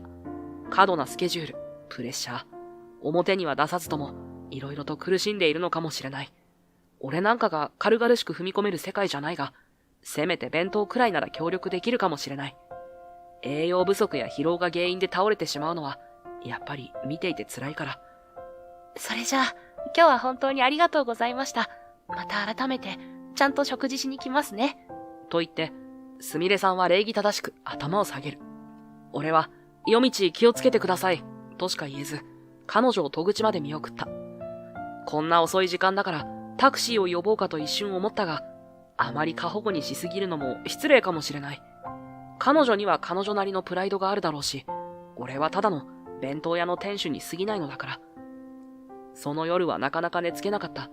布団に横になっても、すみれさんの儚げな姿が頭から離れない。舞台の世界なんて俺には縁遠い話だが、どこかで彼女の公演を見たら、もしかしたらすごい演技をしているのかもしれない。そんなことを考えると、ちょっとだけ胸がワクワクした。いつもは静かな夜が、妙に落ち着かない。翌朝、いつもと同じように弁当の仕込みを始める。米を炊き、出汁を取り、野菜を下ごしらえ。手間はかかるが、この作業を通じて、人の体を支えられると思うと、苦にならない。特に最近は、疲れが取れると好評の副菜を考案したところ、若いサラリーマンや塾帰りの学生が週に何度も買いに来るようになった。俺はご飯の盛り方や食材の組み合わせに気を使いながら、カウンターの外から注文を受けては、黙々と弁当箱を詰めていく。そんな風に、いつもの朝の仕込みをこなしながら、ふと昨日のことを思い返していた。舞台女優の藤崎すみれ。あの夜、倒れかけていた姿は印象的だったが、彼女は、また来ますねと言っていた。もっとも、一度会っただけの客が、本当に裁縫してくれるかなんてわからない。俺は言葉通り、訪れてくれればいいなと思いつつも、そう簡単には会えないだろうと、どこかで諦めもしていた。ところが、ある日を境に状況は変わった。いつものように昼のピークが過ぎ、店内が落ち着きを取り戻した頃、母が、あら、いらっしゃいませ、と奥から声をかける。その声につられて、厨房から顔を出すと、カウンターにいたのはすみれさんだった。こんにちは。また来ちゃいました。少し照れくさそうに笑う彼女の方は、あの日に比べると随分血色がいい。もしかして、あの時勧めたバランスのいい食事が、多少なりとも効果を出しているのかもしれない。そう考えたら、俺までなんだか嬉しい気分になった。どうですか、隊長は。無意識にそんなことを口走ってしまい、内心で失礼だったかなと少し焦る。でも、すみれさんは、最近ずいぶん楽になった気がするんです。と明るく答えた。舞台稽古はやっぱり大変なんですけど、前ほど貧血にならないし、疲労感も軽くなった気がして、ちょっと大げさだけど、ここのお弁当のおかげだと思ってます。にこりと笑ってそう言われると、素直に嬉しい。料理人冥利に尽きるというか、体に優しい弁当作りにこだわりを持ってやってきてよかった、と実感できる瞬間だ。今日はどんなメニューがありますか？すみれさんはカウンター越しに今日のラインナップを興味深そうに眺めている。和風のおかずから揚げ物まで、いろいろ置いてはいるものの、うちはこじんまりした店だ。大手のチェーン店みたいな派手さはない。俺は、よかったら、疲れ気味の人向けに考えたお弁当があるんだけど、と声をかけた。栄養バランスを重視しつつ、食べ応えもあるように組んだセットだ。鶏肉と野菜をうまく組み合わせ、ビタミンやミネラルを意識した副菜もつけている。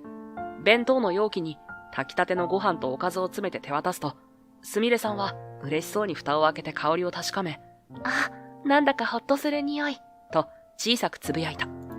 そのまま店内の小さなイートインスペースに腰掛けると、一口、また一口と味わいながらゆっくり食べ始める。食べっぷりを見ているだけでも彼女が回復していると分かって安心した。それからというもの、すみれさんは公演や稽古の合間を見つけては店に立ち寄るようになった。朝一の仕込みが終わる頃に来ることもあれば、昼のピークが過ぎたタイミングでひょっこり顔を出すこともある。彼女のスケジュールはまちまちだが、来店するときはほぼ必ずうちの弁当を買って差し入れに使ったり、自分の栄養補給用にしたりしている。すみれさん、いつもありがとう。最近役者さんやスタッフさんまで来てくれるようになったよ。ある日、店の奥から出てきた母がそう声をかけた。実際、すみれさん経由の紹介で訪れるお客さんが増えてきている。例えば、同じ舞台に立つ若い俳優やスタッフ陣、さらには裏方のメイクさんなんかも、夕方の忙しい時間帯にまとめて弁当を買いに来てくれる。すみれちゃんから話は聞いてて、疲労回復にいいと評判だってね。うちの役者仲間がみんな体力勝負だからありがたいんだよ。口々にそう言いながら、しっかり複数個の弁当や副菜を持ち帰っていく姿は、俺の心を大いにくすぐる。こだわりのある弁当を作り続けてきた甲斐があったというものだ。そんな風に評判が広まったせいか、最近は店を閉める時間がどんどん遅くなっている。昼と夕方のピークを過ぎても、夜公演を終えたスタッフや関係者が来ることもあるからだ。母は、忙しくなったね。嬉しい悲鳴だわ。と言いながら少し腰をさすっている。俺も調理と接客を一人で回すのは大変だけど、疲れ以上にモチベーションが高まるのを感じる。どこか懐かしい活気と達成感が体の奥底から湧き上がってくるのだ。すみれちゃんに感謝しないとね。うちの店がこんなに賑やかになるなんて。母はそう言うが、当のすみれさんはまるで人事のように、いえいえ、私も助かってますから、と笑う。実際、弁当に助けられているのは彼女の方かもしれないが、その相乗効果として店の評判も上がっているわけだから、誰も損はしない。なんともありがたい巡り合わせだ。そんなある日、昼の混雑をなんとか乗り切り、店内がようやく落ち着きを取り戻した頃だった。俺は追加の仕込みを終えて厨房から顔を出し、お疲れ様です。次のお客さんどうぞ、と声をかける。すると扉が開き、見慣れた細身のシルエットが差し込む光の中に浮かんだ。こんにちは。ああ、やっと座れる。すみれさんだった。以前この店で倒れそうになったのが嘘のように、今はすっかり顔色も良くなっている。とはいえ、目の下にうっすらとクマがあるのは忙しさの証拠だろう。俺はカウンター越しに、今日も稽古お疲れ様、と声をかけると、彼女は笑顔を浮かべながら、イートインスペースの一角に腰を下ろした。もうヘトヘト。昨日から続けて立ち稽古があって、休憩中も衣装合わせやら何やらでバタバタしてて。テーブルに肘をつき、ため息混じりでこぼすすみれさん。いつもより少し疲れた様子だ。俺は、じゃあ栄養たっぷりのメニューを出してあげないとな、と言って調理場へ足を運ぶ。先ほど作ったばかりの鶏肉と根菜の煮込みに、雑穀米の弁当でも組み合わせれば、疲労回復にはぴったりだろう。はい、お待たせ。とりあえずこれ、野菜も肉もバランスよく取れるから食べてみて。彼女の前にトレイを置くと、すみれさんは嬉しそうに笑みを深め、ああ、いい匂い。と箸を手に取った。一口目からほっとした表情が伝わってくる。それを見ているだけで、俺まで満たされそうな気持ちになった。そうだ、ついでにこれも。と、俺は店で売っている惣菜をいくつか詰め合わせた小さなパックを差し出す。おひたしや煮物など、すみれさんが普段あまり買わない副菜を多めに盛り込んである。え、こんなに？注文してないけど。うちの気持ち。最近すみれさんのおかげで、劇場関係者の人たちがたくさん来てくれて、こっちはすごく助かってるんだ。もしよかったら、家に帰った時にでも食べて。夜遅くなるなら、温め直せばいいし。すみれさんは一瞬驚いた顔をしたが、すぐに、ああ、嬉しい。ありがとうございます。と、笑顔になった。確かに、ここで食べない時は帰宅が夜中になることも多くて、そんな時に一人でご飯作る気力なんて残ってなくて。だよね。だから、これがあれば少しは役に立つかなって思って、しっかり食べないと、また倒れちゃうかもしれないし。俺が冗談めかして言うと、彼女はくすりと微笑んだ。実は、今度の舞台で初めて主役をやらせてもらうことになったの。まだ小劇場の規模だけど、私にとっては大きなチャンスで。へえ、それはすごいじゃないか。おめでとう。ありがとうございます。だけど、正直言ってプレッシャーが半端なくて、今まで脇役やアンサンブルばっかりで、どんなに頑張っても目立たなくて、ようやく掴んだ主役だから、絶対失敗はできないなって。すみれさんは箸を置き、両手でマグカップを包むように持って小さく息をついた。華やかな舞台に立ってると、美人でいいねとか、どうせすぐ売れるでしょとか言われるの。でも、そんな風に言われても実際は全然甘くないし、私も目立たなくて、今回、やっと主役をやらせてもらえるのが嬉しい反面、周囲の期待や視線が重たくて、たまに押しつぶされそうになっちゃうんだよね。しんと静まる店内。午後のピークが過ぎて、常連客が一服しているくらいの時間帯だから、店の中も落ち着いている。俺は改めて目の前のすみれさんを見つめた。彼女は確かに美しくオーラもある。けれどそれだけに人知れず抱えてきた苦労も多いのだろう。でも最近は本当に助かってるの。すみれさんは顔を上げて俺の目をまっすぐ見つめる。ここに来てちゃんとしたご飯が食べられるようになったら自然と集中力も上がったっていうか、あまり無理にダイエットしなくてもいいと思えるようにもなったし、舞台での動きも随分良くなったってみんなに褒められるようになったの。そう言いながら彼女は少し照れるように笑った。その笑顔を見ていると俺も嬉しくなる。そっか、それはよかった。体を酷使する仕事だろうから、ちゃんと食べて休むのが一番大事だよ。体調を崩したら舞台に立てなくなるんだから。うん、まさに体は資本だよね。自分じゃ分かっていても、忙しいとついおろそかにしちゃうんだけど、ここのお弁当を知ってからは、ちゃんと食べるってことが習慣になった。俺は、そう言ってもらえると作りがいがあるよ、と、さりげなく言葉を返す。だが、その胸の内には、じんわりとした温かさが広がっていた。その時、すみれさんが、そうだと言って、バッグをごそごそと探し始めた。よかったらこれ。恥ずかしそうに取り出したのは2枚のチケットだった。舞台のフライヤーが挟まれていて、日程と会場、そして大きく印刷された藤崎すみれ主演の文字が目に入る。もし忙しくなかったら見に来て。今の私があるのは榊さんのお弁当の力が大きいから。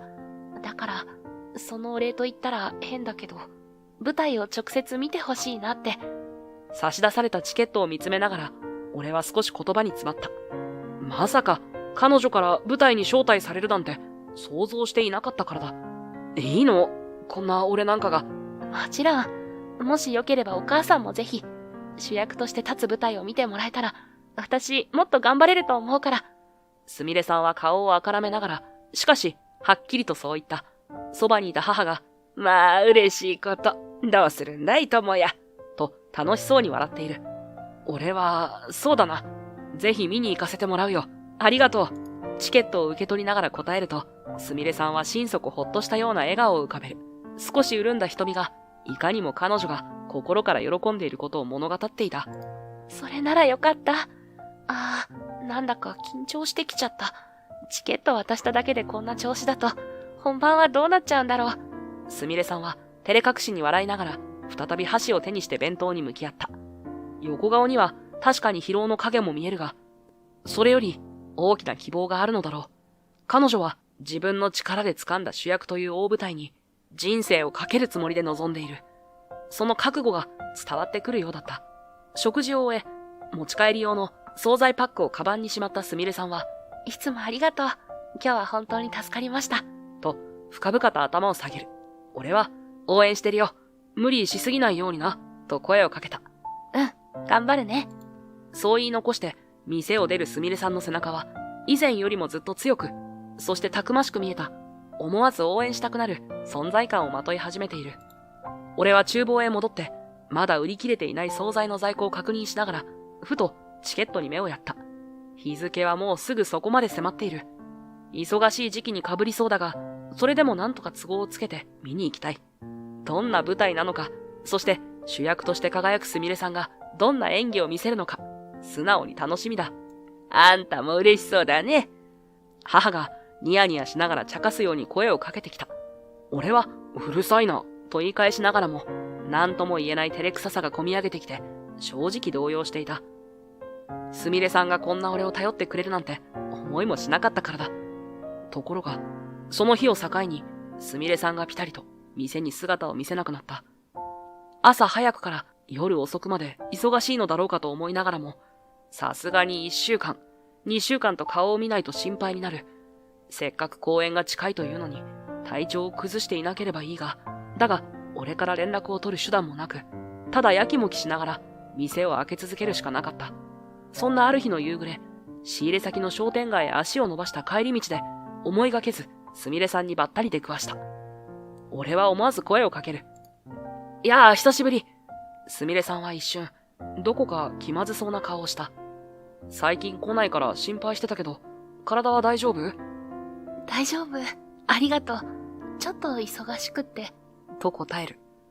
その顔色は前よりだいぶ悪く、以前うちの弁当を食べるようになってから、明るくなっていた肌ツヤがすっかり影を潜めてしまったようだ。本当に平気か？顔が少し青いような。俺が問いかけようとした矢先、すみれさんの背後から鋭い声が飛んできた。こんなところにいたのか、すみれ。振り返ると、そこには威圧感のある男が立っていた。スーツ姿で背が高く、髪は完璧にセットされている。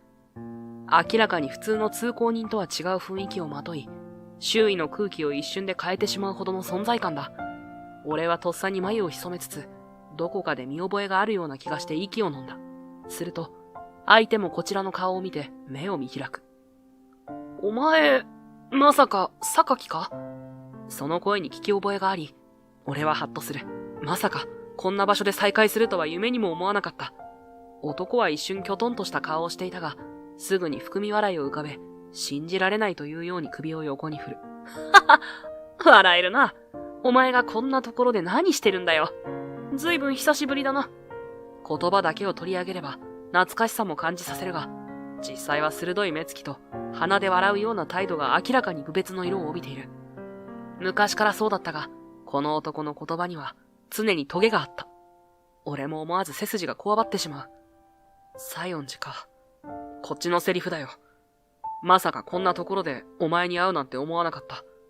お前、今何してんの？彼は俺を寝踏みするように見ながら言った。俺は、まあ、こっちで店を継いだんだ。ちょっとした事情があってな。簡単に答えると、西園寺は軽蔑した笑みを浮かべた。店？お前が？はは、そうか。そういやお前の実家弁当屋って言ってたな。落ちぶれたもんだな。真面目に働いているようで何よりだけど、まさかこういう形で再会するとはな。すみれさんが、二人って知り合いだったの？と、不思議そうに首をかしげた。俺は一瞬言葉に詰まった。どう答えればいいものか。もともと、積極的に人に言いたいような関係ではないし、下手に事情を話す気もなかった。すると西園寺は、まるで、面白いものでも見つけたかのように鼻を鳴らす。さあね、こんな貧乏人の知り合いなんていたっけかな？俺は覚えていないけど、相変わらずの高圧的な口調に、俺は返す言葉を探して唇を噛む。昔からこいつの傲慢な態度は鼻についたが、今再び目の前で聞かされると、やはり腹立たしさは増すばかりだ。すみれさんは、瞬きを繰り返して困惑している。しかし、すみれが最近よく通ってた弁当屋がお前のところだったとはね。貧乏臭い飯ばっか食ってるから痩せたんだろ。ほら、俺とうまいもん食いに行こうぜ。西園寺はあからさまに見下すような笑みを浮かべ、すみれさんの腕を取る。だが、その仕草に、すみれさんがほんの少し嫌そうな表情をしたのを、俺は見逃さなかった。やめろよ。無理に誘うのは。彼女には栄養のある食事が必要なんだ。最近体調を崩してたのを知らないわけじゃないだろ。俺がとっさに止めに入ると、西園寺はわざとらしく吹き出した。なんだお前。彼女の栄養士気取りか。悪いけどな。俺はこいつの彼氏なんだよ。なあ、すみれ。え？思わず言葉を失う俺に構わず、西園寺はすみれさんをぐいと引き寄せる。彼女は少し顔を伏せ、言いづらそうに視線を外した。それに、お前なんか勘違いしてね。こいつが今主役張れてるのは誰のおかげだと思ってるんだ？サポートしてやってるのは俺だろ。俺のコネクション使ってさ、監督に頼んでやったの誰だと思ってんだよ。俺に尽くすのは当たり前だよな。さあ行くぞすみれ。言い捨てるようにそう告げると、西園寺はなおも強引に彼女の腕を引っ張る。俺は胸がざわつき、もう一度止めたい衝動に駆られるが、すみれさんは申し訳なさそうに一瞬だけこちらを振り返っただけで、西園寺と共に足早に歩き去っていった。すみれさん。呼びかけても、その背中はもう遠い。街の喧騒に紛れて姿が消えるまで、俺はただ立ち尽くすしかなかった。後に残るのは苛立ちと、彼女の沈んだ横顔に対するどうしようもない心配だけだ。あれから何もできないまま数日、数週間が過ぎていく。店はいつも通りに開けている。朝の仕込みから夜の片付けまで、忙しさにかまけていると、あっという間に一日が終わる。常連客も少しずつ増え、街の人々も俺の弁当を口にしては喜んでくれる。それは嬉しいことなのに、どこか心の奥がぽっかりと開いたような感覚が消えない。すみれさんは今どうしているだろうか。体調を崩していないか、無理をしていないか。気にはなるが、連絡を取る手立てもない。彼女の舞台仲間やスタッフが時々うちの店に来ることはあったものの、誰も彼女の詳しい様子は語ってくれなかった。舞台が近づいているのは間違いない。でも、その準備がどう進んでいるのか、すみれさん自身がどんな状態なのかは、まるでわからなかった。そんなある日の夜、店じまいを終え、母と夕飯をとっていると、食卓に置いてあったテレビから思わぬニュースが流れてきた。ただいま、話題沸騰中の新作舞台、主演の藤崎すみれさんの熱演が大絶賛。初日から連日の満員御礼で大成功を収めています。画面には明るいライトを浴びながら、堂々とセリフを言うすみれさんの姿が映し出される。初日公演の様子らしく、彼女は華やかな衣装を身にまとい、確固たる存在感で観客を魅了していた。報道によると、舞台は始まったばかりなのに、早くも関係者の間で今年一番の力作だと絶賛されているらしい。これまで脇役やアンサンブルが多かった彼女が主役として堂々と舞台を引っ張っている。その事実だけでも、きっとすみれさんは誇らしく思っているだろう。だけど、画面越しに見た彼女の顔色は、俺には明らかに悪く見えた。ライトのせいで分かりづらいかもしれないが、頬が痩せ、目の下にクマがうっすらと浮かんでいる。いつもは透き通るように綺麗だった肌のツヤも、どこかくすんでいるような。映像の中ですらそれがわかるほど、彼女は相当疲弊しているに違いない。友やどうしたの？箸が止まってるわよ。母の声ではっと我に返る。俺はテーブルの上の茶碗に視線を落としたまま、頭の中をすみれさんの映像が駆け巡っていた。あれほど疲れている顔なのに、見事な演技で観客を沸かせている。大した根性だと感心する一方で、俺は強い危機感に襲われていた。このまま放っておいたら、彼女は本当に危ないかもしれない。舞台は連日行われる。主役である彼女が休める時間などほとんどないはずだ。しかも稽古や取材、スポンサーへの挨拶回りだってあるだろう。ますます追い込まれるのは目に見えている。彼女を何とか支えてやりたい。でもどうすればいい？俺は翌朝、いつも通り開店前の仕込みをしながら一つの決断をする。舞台に差し入れを持っていこう。たとえ直接は会えなくても、弁当を渡すくらいならなんとかなるかもしれない。体調を崩しがちな人用に作ってきたバランス弁当。すみれさんが再び倒れてしまう前に、せめて少しでも彼女の体を支えられる栄養を届けたい。そして初日から数日後、上演が始まる夕方を狙って、俺は劇場へ向かった。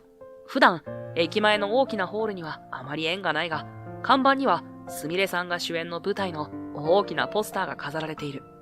ポスターの中の彼女は痩せて見えはするものの、やはりオーラを放っていた。受付でチケットを購入し、カウンターに預けるための差し入れを取り出す。大きめの袋に弁当を数個、そして簡単なおかずセットや栄養補給に役立つドリンクなども詰めてある。余分に入れてあるのは、もし彼女がスタッフや共演者に分けたいと思った時に困らないように。そんなささやかな気遣いだ。関係者席の受付に行くと、受付の女性が目を丸くする。わあ、たくさん。藤崎さん宛ての差し入れですね。お預かりしますね。そう言って優しく微笑んでくれた。俺はホットアンドし、開演までロビーで少し待つことにする。間もなく客席への案内が始まり、チケットを切ってもらって中へ入った。思った以上に大きな劇場で、すでに席は8割方埋まっている。すみれさんが主役を張る公演が、これほどまでに集客できるなんて正直驚きだった。俺は客席の一角に腰を下ろし、胸の奥で高まる緊張を感じながら開演を待つ。そして幕が上がった。一瞬にして世界が変わる。舞台上はきらびやかな照明に照らされ、演者たちが生き生きと動き回る。その中心に立つすみれさんは、客席から見てもわかるほど憔悴した表情。ではあるものの、不思議なほど迫力に満ちた声と所作で観客を引き込んでいく。彼女がセリフを放てば空気が揺れ、その立ち姿だけで視線を一身に集める。ああ、やっぱり舞台が好きなんだな、と改めて痛感する。体はギリギリかもしれない。それでも輝きを失わないこの姿を見れば、誰だって彼女のファンになってしまうだろう。舞台女優としての彼女は本当に美しく、そして強い。物語が終盤に差し掛かると、劇場内には完全にすみれさんを中心とする緊迫感が漂い、やがてクライマックスでは、その名演技に客席中が固唾を飲んで見守る。そしてラストシーンへと繋がると、一瞬の静寂の後、割れんばかりの拍手喝采が湧き起こった。まるで客席全体が熱狂の渦に巻き込まれたようだ。何度も続くカーテンコール。すみれさんはその度に汗を拭いながらステージに戻り、笑顔でお辞儀をする。けれど、ライトを浴びるその顔はやはり青白く、遠目から見ていても全身の力がギリギリの状態だとわかるほどだった。終演後、大満足の拍手に包まれ、客席からの熱気がまだ冷めやらぬまま、俺はロビーに出る。すると、一人のスタッフがこちらに歩み寄ってきた。名札には、舞台制作スタッフと書かれている。すみません。もしかして先ほど、藤崎さん宛ての差し入れを持ってこられた方ですか？ええ、そうですが、スタッフは安心したように微笑み、実は、藤崎さんがお話ししたいとおっしゃっていまして、もしお時間がありましたら、楽屋まで来ていただけますか？思わぬ言葉に驚く。差し入れを預けるだけで帰るつもりだったのだが、まさか本人が会いたがっているとは。胸が高鳴るのを感じながら、スタッフに案内されるまま、楽屋口へ向かう。そこには幾重もの扉があり、廊下には大勢の出演者や関係者が行き来していた。スタッフが軽くノックをして、藤崎さん、お連れしました。と声をかけると、中から、どうぞ、というかすれた声が聞こえる。扉を開けて部屋に入ると、椅子に腰掛けたすみれさんがタオルを首にかけ、細い息をついているところだった。メイクは落としていないようだが、目の下のクマはライトがない分余計に目立つ。顔には大量の汗が滲んだままで、その様子だけでコンディションの危うさが伝わってきた。差し入れありがとう。あなたの作るものを食べるの久しぶり。俺が持参した弁当を見つめながら、すみれさんは弱々しく笑う。舞台上では豪快なまでの声量と存在感を放っていたのに、今目の前にいる彼女は、その分だけ心も体も消耗しきっているようだった。カーテンコールを何度も受け、鳴り止まない拍手に応え続けていたのだから、無理もない。それでも、客席で見た彼女の演技は本当に素晴らしかった。まるで舞台の上で生きるために生まれてきたような、そんな圧倒的な輝きを放っていた。すごかったよ。あんなに迫力のあるステージ、初めて見たかもしれない。主役に抜擢されたのも納得だ。素直な感想を伝えると、すみれさんはちょっと照れたように笑う。ありがとう。正直、ここまで大きな拍手をもらえるなんて夢みたい。でも、実際は、かなり無理をしてて、稽古も追い込みで寝る時間がほとんどなくて、栄養バランスを考えた食事も、しばらく取れてなかったの。そう言いながら、彼女は弁当の蓋を少し開けて香りを確かめる。ほっとするような和風の匂いが楽屋の空気をほんの少しだけ優しくしてくれたみたいだ。それに、思うようにあなたの店にも行けなくなっちゃって、ごめんなさい。いや、謝らなくていい。俺はただ、また倒れたりしないかって心配してただけだよ。さらりと答えつつも、本当はずっと気がかりだった。連絡手段もなく、体調のこともわからずにいて。でも、こうして今、少しでも笑顔が見られるなら、来てよかったと思う。すみれさんは、弁当の中身を見つめたまま、申し訳なさそうにそっと目を伏せた。この舞台にかける気持ちは本当で、今日は結果を残せたって自信もある。でもね、西園寺さんは私にとって大事な支援者でもある。あの人の力がなかったら、今回の主役はつかめなかったかもしれない。だから、逆らえなかったの。そう打ち明けるすみれさんの声には、苦渋と諦め、そして、ほんの少しの後悔が混じっているように聞こえた。俺は黙って耳を傾けながら、彼女がこれまで抱えてきた葛藤を痛感する。きっと、簡単には切り捨てられない事情があるのだろう。彼女は舞台女優として生きるために、どうしてもスポンサーの支援が必要だ。それは理解できる。でも、そのせいで無理を重ねて、体を壊すようなことになれば本末転倒だ。もう大丈夫なのか？顔色がちょっと悪いようにも見えるけど。そう尋ねると、すみれさんはほんの少しだけ目をそらす。大丈夫って言いたいところだけど、実は昨日から熱があって、今日まではなんとか乗り切れるように栄養ドリンクでごまかしてきたんだけど、正直ギリギリ、久しぶりにあなたの弁当を食べられるって知ったら、安心してどっと疲れが出ちゃったのかな。ごめんね。少しだけ休ませて。すみれさんは蓋を開けた弁当の傍らで力が抜けたように肩を落とす。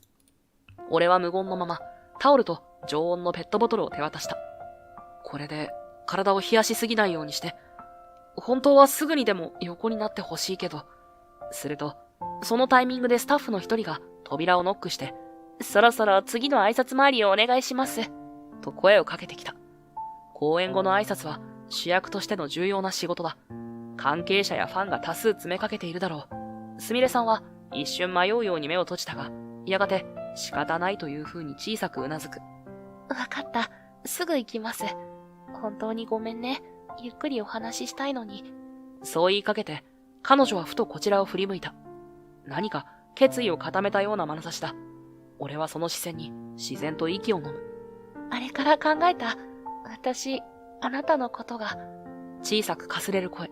それでも、胸の奥にまっすぐ届く重みがあった。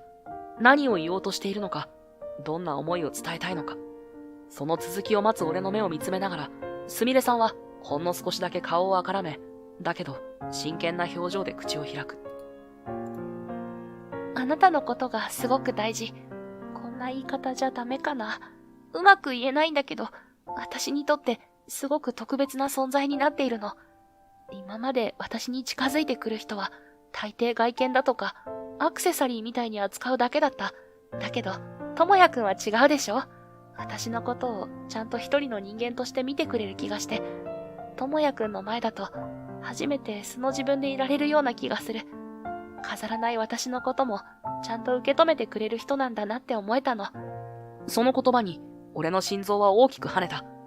舞台の主役として、燦然と輝いていた彼女が、今はまるで不安な少女のように俺を見つめている。強さと弱さを併せ持つ瞳が、偽りじゃない思いを伝えてくる。でも、今はまだ、いろんなものに縛られてる。私一人じゃどうにもできなくて。そこまで行ったところで、再びスタッフが呼びに来る。すみれさん、皆さんお待ちです。さすがに待たせ続けることはできない。彼女は申し訳なさそうに、そっと口をつぐむと、一度こちらに頭を下げ、椅子から立ち上がった。ごめん、行くね。お弁当は後でゆっくり食べる。本当にありがとう。来てくれてすごく嬉しかった。弱々しい笑みを浮かべながら、すみれさんは楽屋の扉を開けて出て行った。だが、その瞬間、まるで足元の力が一気に抜けたかのように、彼女はふらりとよろめき、そのまま崩れ落ちるように倒れ込んでしまう。すみれさん、しっかりしろ。俺はとっさに彼女の名を呼びながら駆け寄り、肩を支える。周囲にいたスタッフたちも慌てて集まり、悲鳴や叫び声が入り混じる中、あっという間に楽屋前は騒然となった。救急車を手配してくれ。急いで。俺はスタッフに向かって声を張り上げる。すみれさんの額に触れると、嫌なほど冷たい汗が流れていた。意識はもうほとんどないようで、呼吸が浅く、脈も乱れがちだ。ほどなくして、救急隊員たちが担架を携え到着し、すみれさんを素早く乗せて、搬送の準備を始める。だが、俺の顔を見た救急隊員の一人が、息を飲むように言葉を失った。あなたは。今は構ってる時間がない。大学病院に運んでくれ。そこなら最適な処置ができるはずだ。大声でそう伝えると、救急隊員もはっと我に返り、素早く救急車へすみれさんを乗せる。周囲にいるスタッフや劇場関係者はみんな不安そうな面持ちで見送っているが、今はただ、1秒でも早く適切な治療を受けさせることが先決だ。走り去る救急車の後部ドアがバタンと閉まり、サイレンの音を響かせながら夜の街へ消えていく。俺は高まる鼓動を抑えつつ、救急車と同じルートで大学病院に向かおうと足を踏み出した。不安と焦燥を抱えながらも、俺は意を決して車を走らせる。どうか間に合ってくれ。ただ、その願いだけが胸を強く叩いていた。病院の救急外来に到着すると、すみれさんを乗せたストレッチャーが、スタッフの掛け声とともに一気に運び込まれていった。こちらへ、ベッドを用意して。点滴と酸素、モニターの準備急いで。若い看護師たちが声を張り上げ、指示を飛ばし合いながらドタバタと動く。ほどなくして、病院の医師たちが数名駆けつけたが、みんな深刻な表情で、モニターやカルテを確認し、互いに情報を共有している。緊迫した空気の中、若い医師たちが一刻を争う様子でモニターを睨み、カルテを覗き込みながら情報を交換する。その合間にも、すみれさんの容体を示すアラームが断続的に鳴り響き、耳障りなほど不穏な警告音を立てていた。これ、かなり危険な状態だぞ。内臓への負担が限界を超えている可能性が高い。出血の恐れもある。急いで精査が必要だが、時間がない。一人の医師が苦い顔で振り返る。額にうっすら浮かぶ汗が、この状況の深刻さを物語っていた。もうあと40分ほどしか持たない。適切な処置ができなければ、手遅れになるかもしれない。そんなやりとりが飛び交う中、ロビー奥の方からバタバタと足音が近づいてくる。慌ただしくドアを開けて姿を現したのは、白衣に身を包んだ西園寺だった。彼もまた、エリート医師としての顔を持っている。何があった？すみれはどういう状態なんだ？明らかに焦りと苛立ちをにじませながら、西園寺は若い医師たちを睨むように見回す。普段の傲慢な態度とは違い、さすがに動揺が隠せない様子だ。俺が執刀する。設備を使わせてくれ。白衣のポケットに手を突っ込みながら、西園寺が声を張り上げる。言葉だけを聞けば頼もしいが、その表情には明らかに焦燥感があり、冷静さを欠いているようにも見えた。お前ら、何を渋ってる？早くオペ室の段取りをしろ。西園寺は、苛立ちを隠せないまま、苛烈な口調で命令する。しかし、その背後でモニターを確認していた医師が、眉をしかめながら小さくつぶやいた。すでに彼女の容体は危険すぎる。術式も難易度が高いし、時間もない。下手に突っ込めば一発で取り返しがつかなくなるかもしれない。言葉には出さなかったが、そこには、西園寺が冷静さを欠いている以上、万が一のミスもあり得る、というみんなの不安があった。そんな状況を見かねて、俺は一歩前へ出る。俺にやらせてくれ。オペを担当する。患者を救える可能性があるなら、それにかけてほしい。実は、俺はこの大学病院の外科医として手術をこなし、非常事態にも迅速に対応してきた経験がある。今は第一線を退いているが、道具さえ揃っていれば、今すぐにでも執刀できる自信はある。ふざけるな！お前なんかにやらせるわけないだろ。西園寺が怒鳴るように俺を睨みつける。お前がこの病院で何をやらかしたか分かってんのか？医療ミスして追い出された外科医だろ？すみれをそんな奴に預けられるか？その罵声に眉を潜めたのは、奥から姿を現した病院の院長、西園寺の父親だった。院長は、苦渋の表情を浮かべながら、叫び散らす息子へ、低い声で諌めるように言う。翔。いい加減にしろ。今は患者の命が最優先だ。でも父さん、こいつに任せるなんて正気の沙汰じゃない。西園寺は納得できない様子で院長に食ってかかるが、院長は一歩も引かずに肩を落としながら告げた。他に選択肢があるのか？この病院で今すぐ手術ができる外科医は、今ここにいる榊くんしかいない。彼がいなければ、すみれさんを救う手立てはないんだ。このまま何もしなければ、彼女の命は40分も持たない。リスクを覚悟で踏み出すのが医療ではないのか？黙りこくる西園寺。しかし、その胸中には焦燥と怒りが渦巻いているだろう。実際、俺にしても失敗は許されない。けれど、そのプレッシャーを恐れて手をこまねいていては、すみれさんの命が危ないままだ。時間がない。準備しよう。院長がきっぱりそう言い、俺は必要な設備や人材の手配を他の医師たちに指示する。まるで、長い間封印していた自分が一瞬にして呼び起こされていくようだ。手のひらがじっとりと汗ばんでいるが、心は不思議と落ち着いている。この瞬間のために自分は長く修練を積んできたのだ。連れ込まれたすみれさんは手術室ですでに麻酔回路による術前準備に入っていた。モニターの数値を横目で確認し、俺は急いでガウンと手袋を装着する。これまで何度も経験してきたはずの手術前のルーティンなのに、いつにも増して胸がざわついていた。絶対に助けるからな。待ってろよ、すみれさん。誰にも聞こえないようにそうつぶやき、患者の体位を確認してメスを握る。アシスタントの看護師たちも一刻を争う表情でそれに応えてくれる。頭の中で工程を瞬時に組み立て、過去の経験をなぞっていく。この手術はどこが山場か、どの手順で進めれば最小限の負担で済むのか。思考が研ぎ澄まされ、手先に迷いはみじんもない。これは自分にしかできない仕事だ。そう信じてメスを入れる。長いようでいて、実際は短い時間だったかもしれない。だが、体感時間ははるかに長かった。手術を終え、最後の止血と縫合を済ませると、モニターのアラームが一つ、二つと静かになっていく。バタバタと鳴っていた心拍計のリズムが安定し、酸素濃度も正常範囲まで持ち直した。よし、危機は脱したな。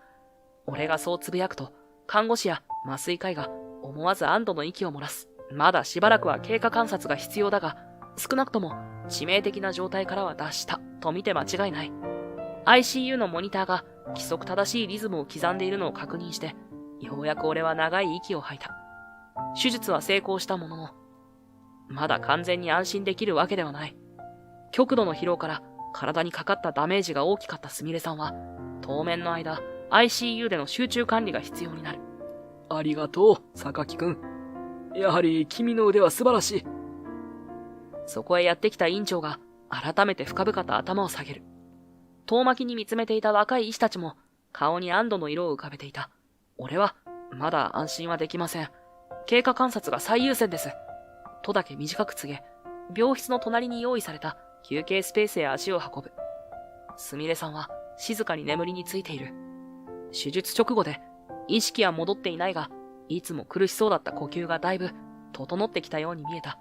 すると、そのタイミングで ICU の奥から看護師に付き添われながら完全に目を覚ましたわけではないが、うっすらと意識が戻り始めたすみれさんがストレッチャーでゆっくりと運ばれてきた。俺は彼女に近づき、小さく声をかける。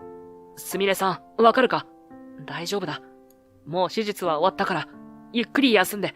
すみれさんは焦点の合わない瞳でこちらを見つめ、それでも俺の顔を認めると、とても弱々しい声で口を開いた。ともやくん、手術ありがとう。言葉をつなぐのもやっとのようだが、瞳は確かに俺を捉えている。そのまま安心したように少しだけ笑みを浮かべ、再びまぶたを閉じた。安静にしていてもらうため、しばらく俺は声をかけずに見守るしかない。看護師たちがストレッチャーを別の ICU のベッドへ移し終えると、すみれさんは少し落ち着いたのか、またかすれた声で言った。医者だったんだね。苦しかったけど、ずっと声は聞こえてたよ。どれほど無理をしていても、舞台の上で華やかに光る彼女が、今こうして弱々しく横になっている。そんな姿を見るたびに胸が締め付けられ、何とかして救いたいと心から思う。とにかくゆっくり休んで、まだ油断はできないからね。彼女はわずかに首を縦に振ると、疲れ切った表情のまま、ゆっくりと瞳を閉じた。モニターが安定したリズムを示すのを確認し、看護師の一人が、ひとまず安心ですね。あとは回復を待ちましょう。と、小さく微笑んでくれる。それからしばらくして、院長から呼び出しを受け、俺は病棟を出て、少し離れた場所にある院長室へと向かった。ドアをノックし、中に入ると、そこには院長と、白衣を脱いでスーツ姿に戻った西園寺の姿があった。西園寺は、父親である院長に何か言いかけていたところだったらしく、俺が入ると露骨に顔をしかめる。来てくれたね、榊くん。院長が穏やかな口調で促し、俺はドアを閉めて一歩踏み込む。書類やファイルが散乱し、慌ただしい様子の室内は、普段の院長室とは違う緊張感を帯びていた。まずは、すみれさんの手術をしてくれてありがとう。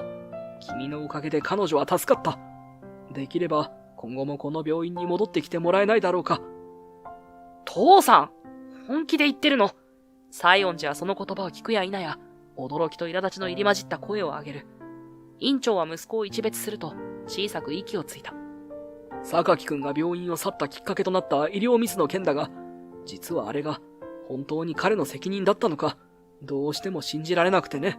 私はずっと独自に調査を続けていたんだよ。西園寺の表情がこわばる。さっと視線をそらし、顔を歪めるように唇を噛み締めているのがわかる。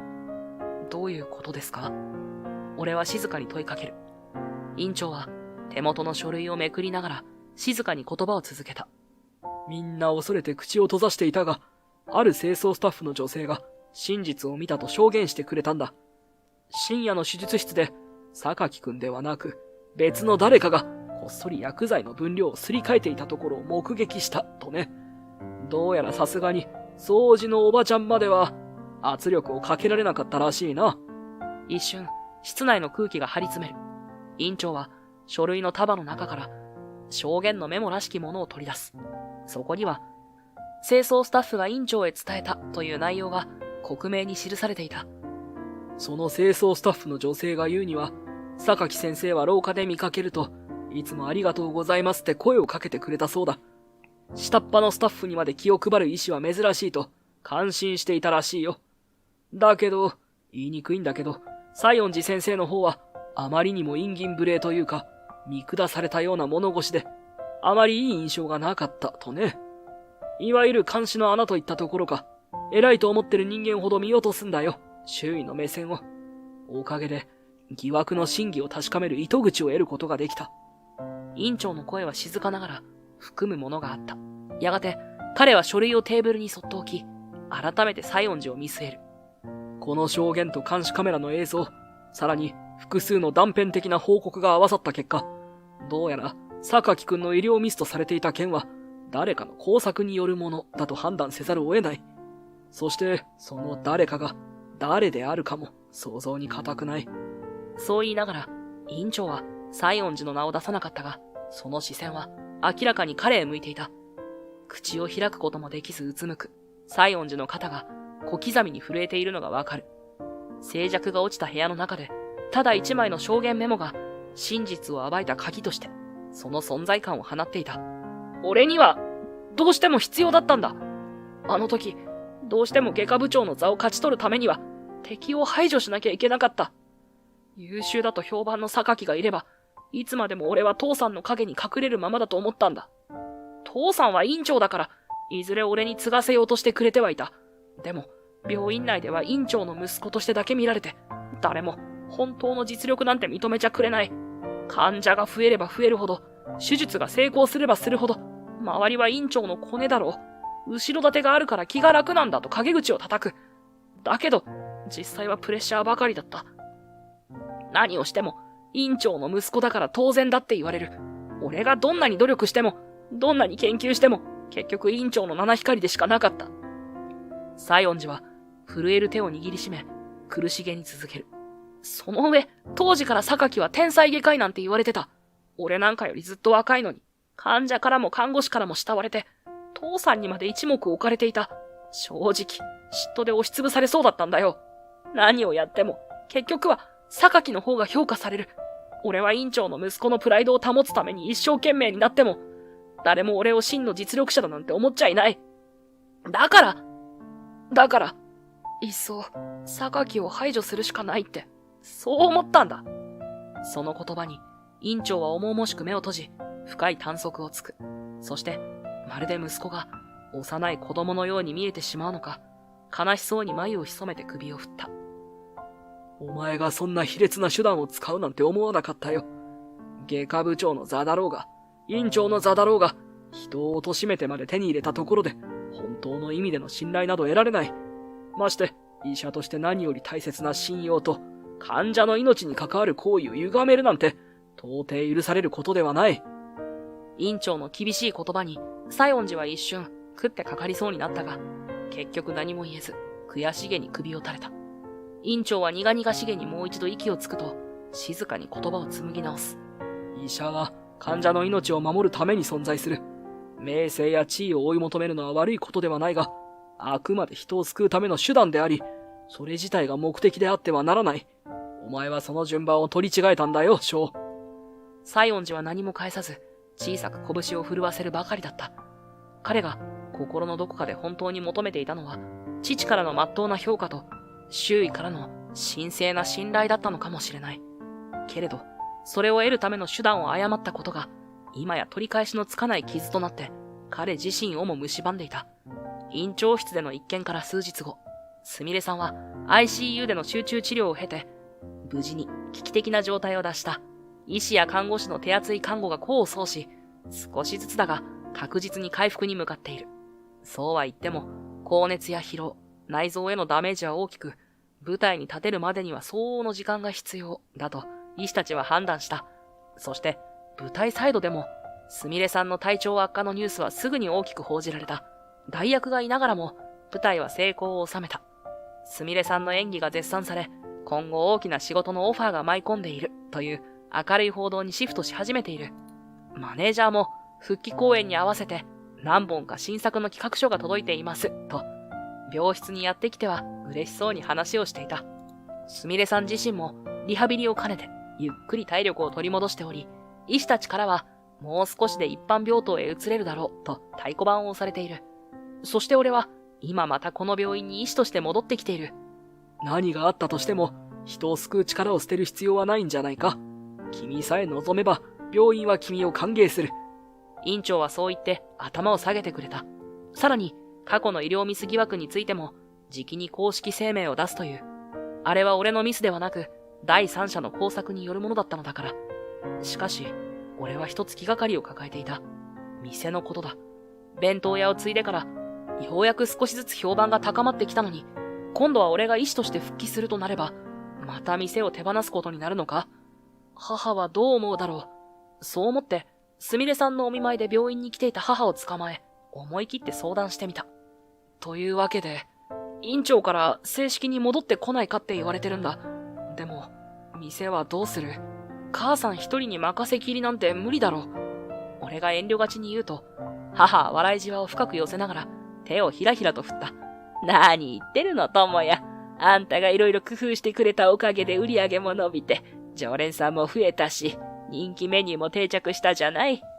ちょうど新しいアルバイトさんも雇えて、仕込みや接客を手伝ってくれるから、私もだいぶ楽になったのよ。腰が痛む時も助けてもらえるしね。でも、大丈夫、大丈夫。せっかく勉強して、あんなに頑張ってお医者さんになったんでしょ。弁当屋はいつでも帰ってこれるじゃない。何しろうちの店の味はあんたと私で作り上げたものなんだから、いざって時はちゃんと帰ってきてもらうわよ。それに、医者として働くあんたを応援してる人は、ここにもいるんじゃないの？母はそう言って、ちらりと隣の病室の方、すみれさんの病室がある方向へ視線をやる。俺はその仕草に思わず肩をすくめて苦笑した。母はすべてお見通しのようだ。わかった。ありがとな、母さん。俺、もう少し医者をやってみようと思う。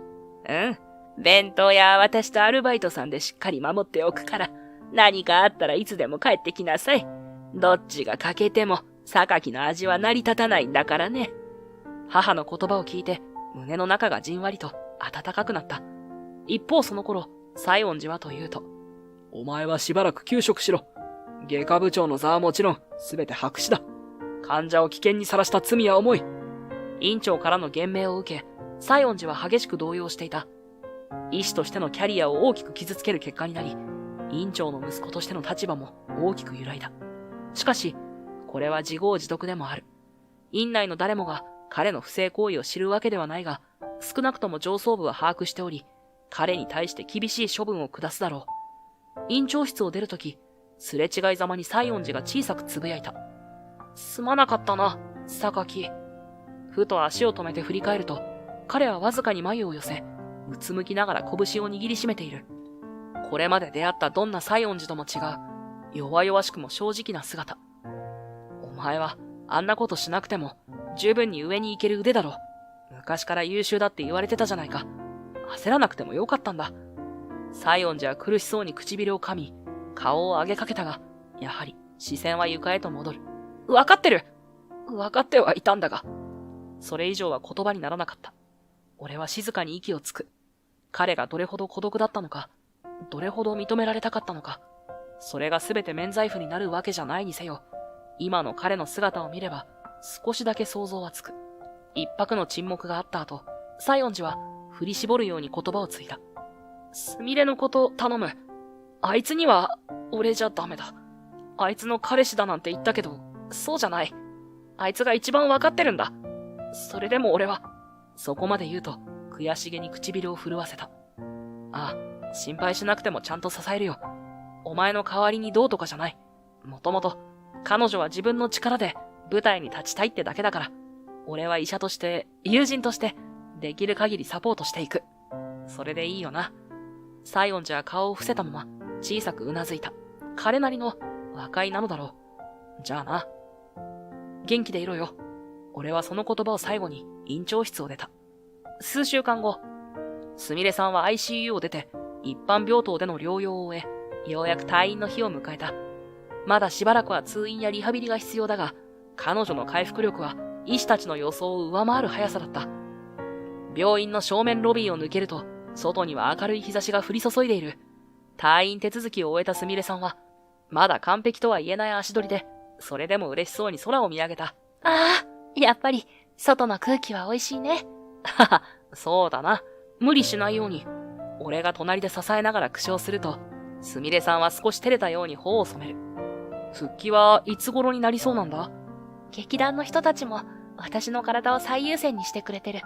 代役の子が頑張ってくれてるし、そのうち私も何かの形でご挨拶したいと思ってる。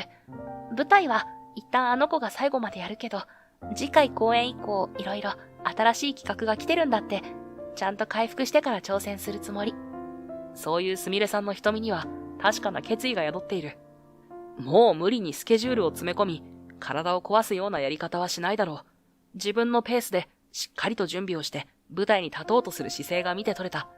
それに、実は映像の仕事も来てるの。映画とかドラマとか。私は舞台が一番好きだけど、あまりにオファーが増えちゃって、正直戸惑ってる。へえ、すごいな。それだけ今回の主役で注目を集めたってことだろ。無理しない範囲でやりたい仕事を選べばいいと思う。うん、ありがとう。焦らず自分らしくやってみるつもり。ね、これからは私のことをもっと支えてくれる？もちろん、医者としても弁当屋としても支えるよ。それだけじゃ嫌なら、俺自身としても支えたいと思ってる。一瞬だけ視線が交わり、すみれさんは顔をあからめて小さな声で微笑んだ。ありがとう。私もあなたが何をやってても応援してる。たとえお医者さんだろうが、弁当屋さんをやってようが、あなたはあなたなんだって思えるから。街灯の柔らかい光の下、俺たちは寄り添うように歩く。ふと目を上げると、白母の空にかかる月が静かな光を放っていた。今まで別々に歩んできた道が少しずつ交わり始めている。そんな予感が胸の奥に広がっていく。あの夜、偶然にもすみれさんを支えた弁当屋の店先。すべてはそこから始まった。俺たちはあの時よりも少しだけ強くなって、これからもそれぞれの道を歩んでいくのだろう。共に支え合いながら、あるいは同じ未来を見つめ合いながら。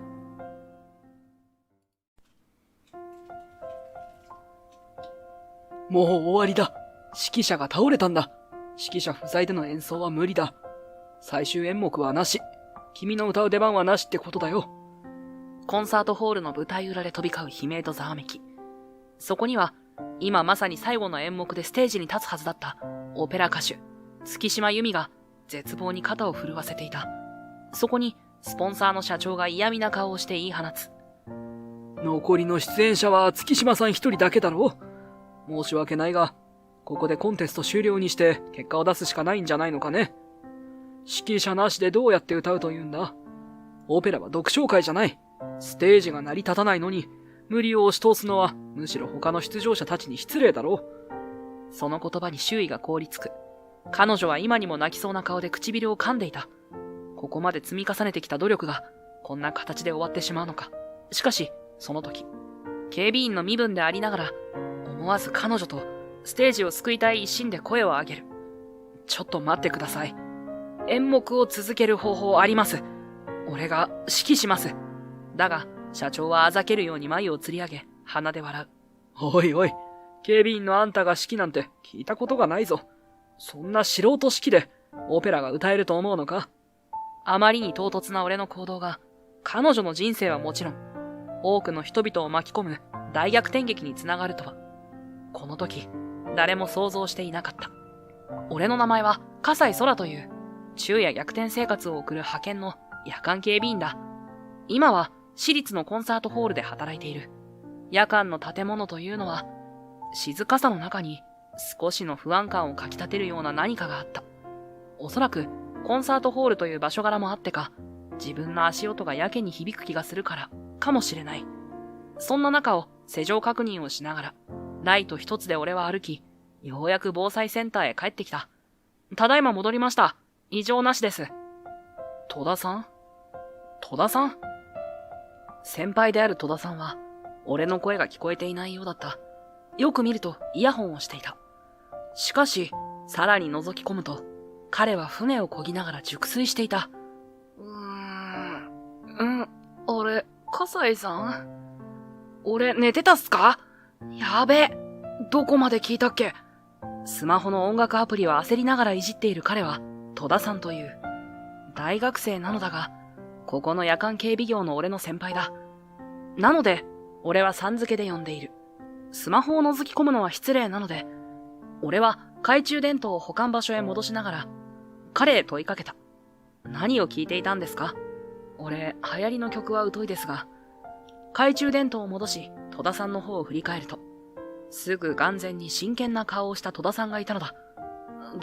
どうしたんですか？笠井さんさ、俺より大人なんだから、詳しいんじゃない？もうさっぱりでやばいんすよ。ヘルプ頼みますよ。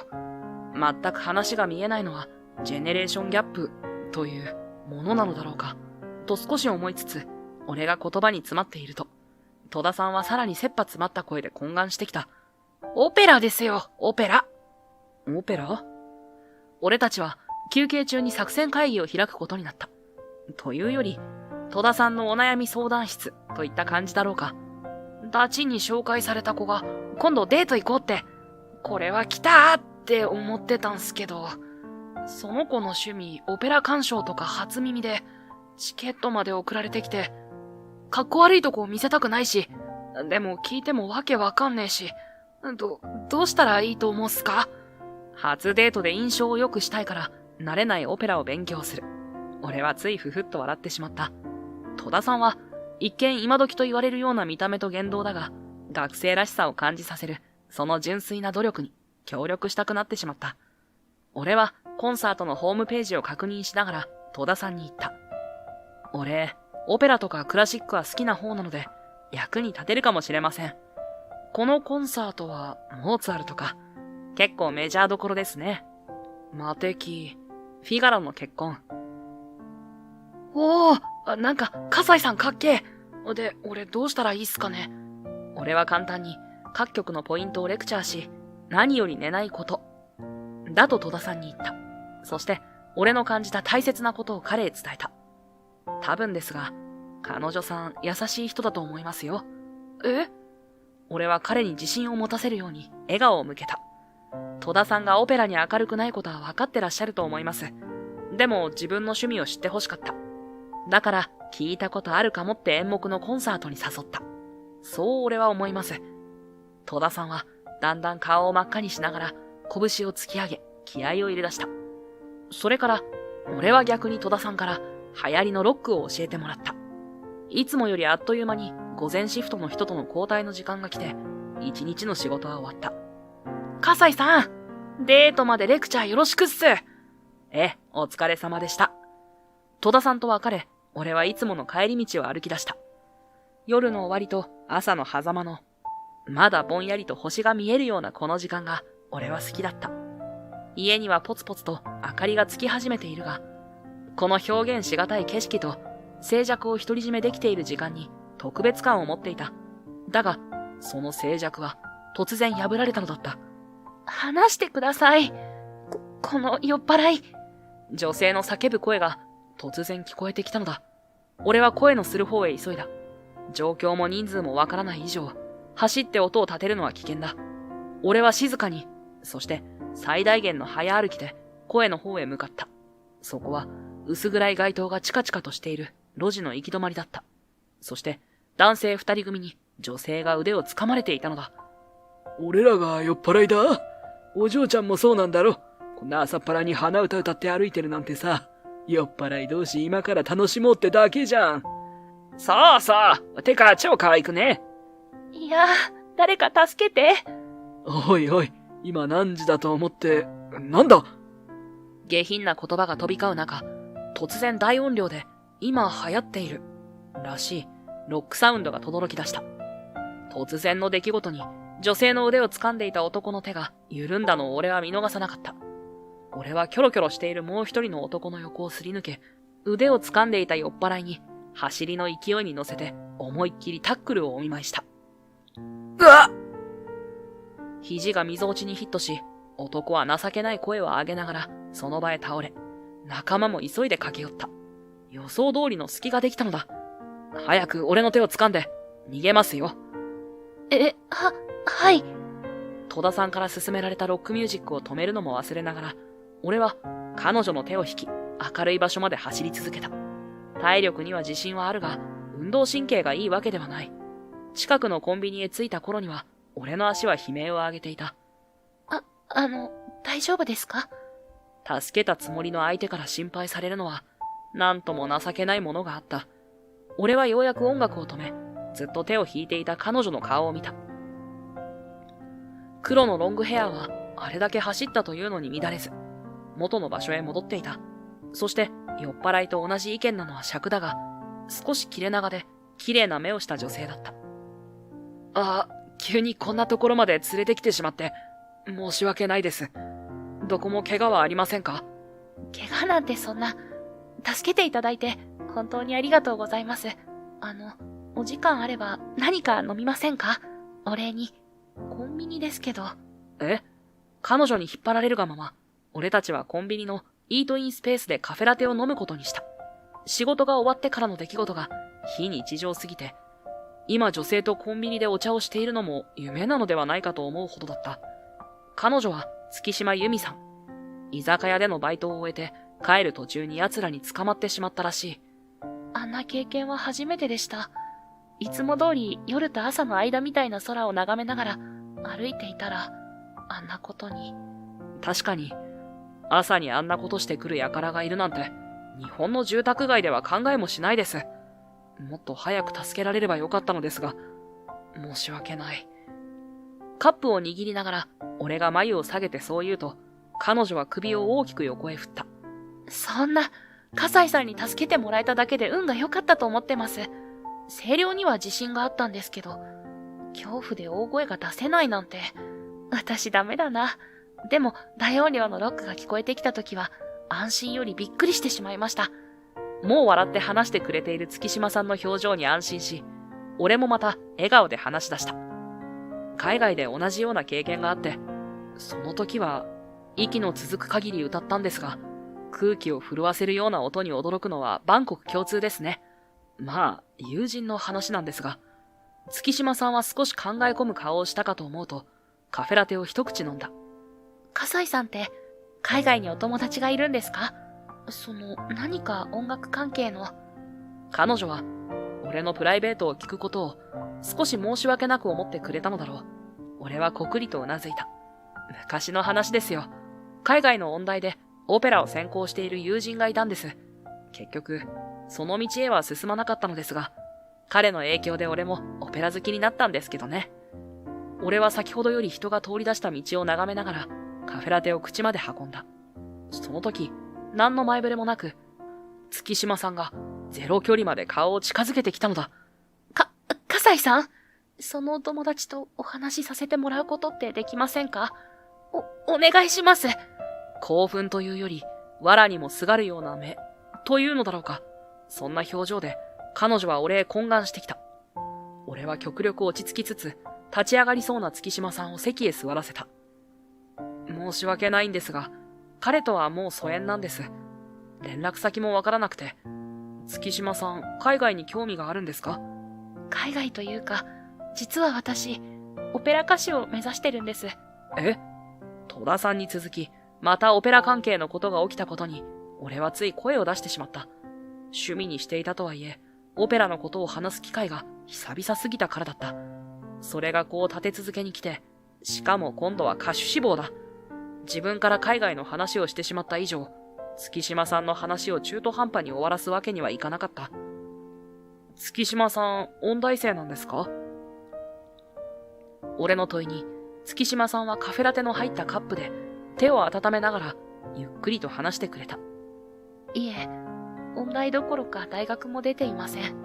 今はバイトを掛け持ちしながら、レッスン費やスタジオ代を稼いでるって感じです。それは、俺は言いかけた言葉をとっさに飲み込んだ。月島さんもまた、分かっているという意味を含んだ表情をこちらへ向けた。プロのオペラ歌手を目指すなら、まず音大、それから海外留学、あとはひたすらオーディション。それでも狭き門なのに、自分がイレギュラーなやり方をしているのは分かっています。母は体があまり丈夫じゃないので無理は言えなかった。自力で道を開くしかないんです。プロになるためには、月島さんが友人の話を聞きたがった理由はよく分かった。イレギュラーだからこそ、少しでも情報が欲しかったのだろう。俺は申し訳ない気持ちでいっぱいになってしまった。それはおそらく、厳しいと分かっている夢を語る月島さんの瞳は、朝日と混じっているのか、俺には輝いて見えたからだ。その瞳で、俺の方へ振り向き、彼女は笑顔で話した。私の家族は、小さい頃から裕福ではありませんでした。母、祖母、私だけでも生活は厳しかった。でも、いつも楽しかった。それはみんな、歌が大好きだったからだと、私、思ってます。歌が？彼女の表情は、さらに輝いた笑顔になった。祖母が、昔歌手になりたかったっていうのもあるかもしれません。テレビで聴いた曲や、自作の曲、いつも誰かが歌っていました。転機は中学生の時、たまたま商店街の福引きで当たったオペラコンサートへ行ったんです。目を閉じて、その時のことを語る月島さんは、今まさに気持ちはコンサートホールの客席へいるようだった。言葉に熱がこもる。心臓が動いたんです。曲が血流を押し流してるっていうのかな。自分では制御できない高揚感。衝撃でした。それが月島さんがオペラ歌手を目指すきっかけになったんですね。あの日、一緒に行けなかった祖母に、私がいつか聞かせてあげるって宣言しました。祖母は喜んでくれてたな。もう祖母はいないのに、今になっても諦められないんです。人が夢を語る時というのは、本当にキラキラ輝いて見えるものなのだなと、俺は改めて感じた。いや、こんな自分だからこそ、余計に眩しく感じてしまったのかもしれない。しかし、彼女から放たれた次の言葉は、現実の厳しさだった。けど、最近うまくいってなくて。練習がですか？月島さんの表情は、笑顔から一転し、目を伏せてしまった。最近いつも借りていたレッスンルームが、借りられないんです。いつもは、居酒屋のバイトが終わって、帰って家事をしたら練習へ行ってたんです。けど今日も先に予約が入っていて、なんか変だなって考えて歩いてたら、つい練習曲口ずさんでいたみたいで、あんな目に。いつも同じ曜日に借りていたんですか？はい。バイトの関係で曜日は決まってしまうんで、いつなら行けるか尋ねても、2ヶ月先まで予約済みだそうなんです。安くて使いやすい場所だったし、何よりもう時間がない。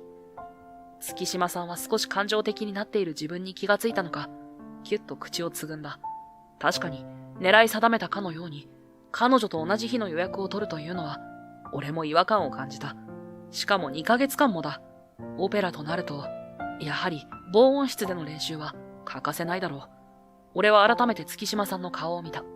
その顔は、悔しいという気持ちを押し込めているようだった。それは、謎の妨害者へ向けてというわけではなく、きっと練習ができない現実へ向けて、なのではないかと俺は思った。まだ出会って少ししか経っていないが、月島さんはそういう女性のような気がしていた。力になりたい。そう思えたのだ。少しの沈黙の後、月島さんはカフェラテを飲み干し、小さいガッツポーズを俺の前へ突き出してきた。今は、できることをするしかないですね。今日はカラオケで練習します。笠井さん、本当にありがとうございました。月島さん、頑張ってくださいね。月島さんは深々と頭を下げ、そして駆け足でコンビニを出て行った。まだカフェラテの残ったカップを揺らしながら、月島さんのできることをするという言葉を噛み締め、俺は考えを巡らせていたのだった。あれから3日後、俺はいつものコンサートホールの夜勤へ向かっていた。この3日間、俺は月島さんにできることが何かないかとずっと考えていた。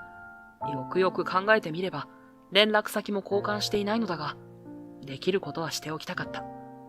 ホールの正面入り口を横切り、裏口へ向かおうとした時だった。入り口前のベンチに見覚えのある影が見えたのだ。月島さん？あれ、笠井さん？俺は彼女に駆け寄った。今日は催しのない日なので、エントランスも静まり返っていた。俺たちは小声で軽く雑談を始めた。笠井さんって、ここの警備員さんだったんですね。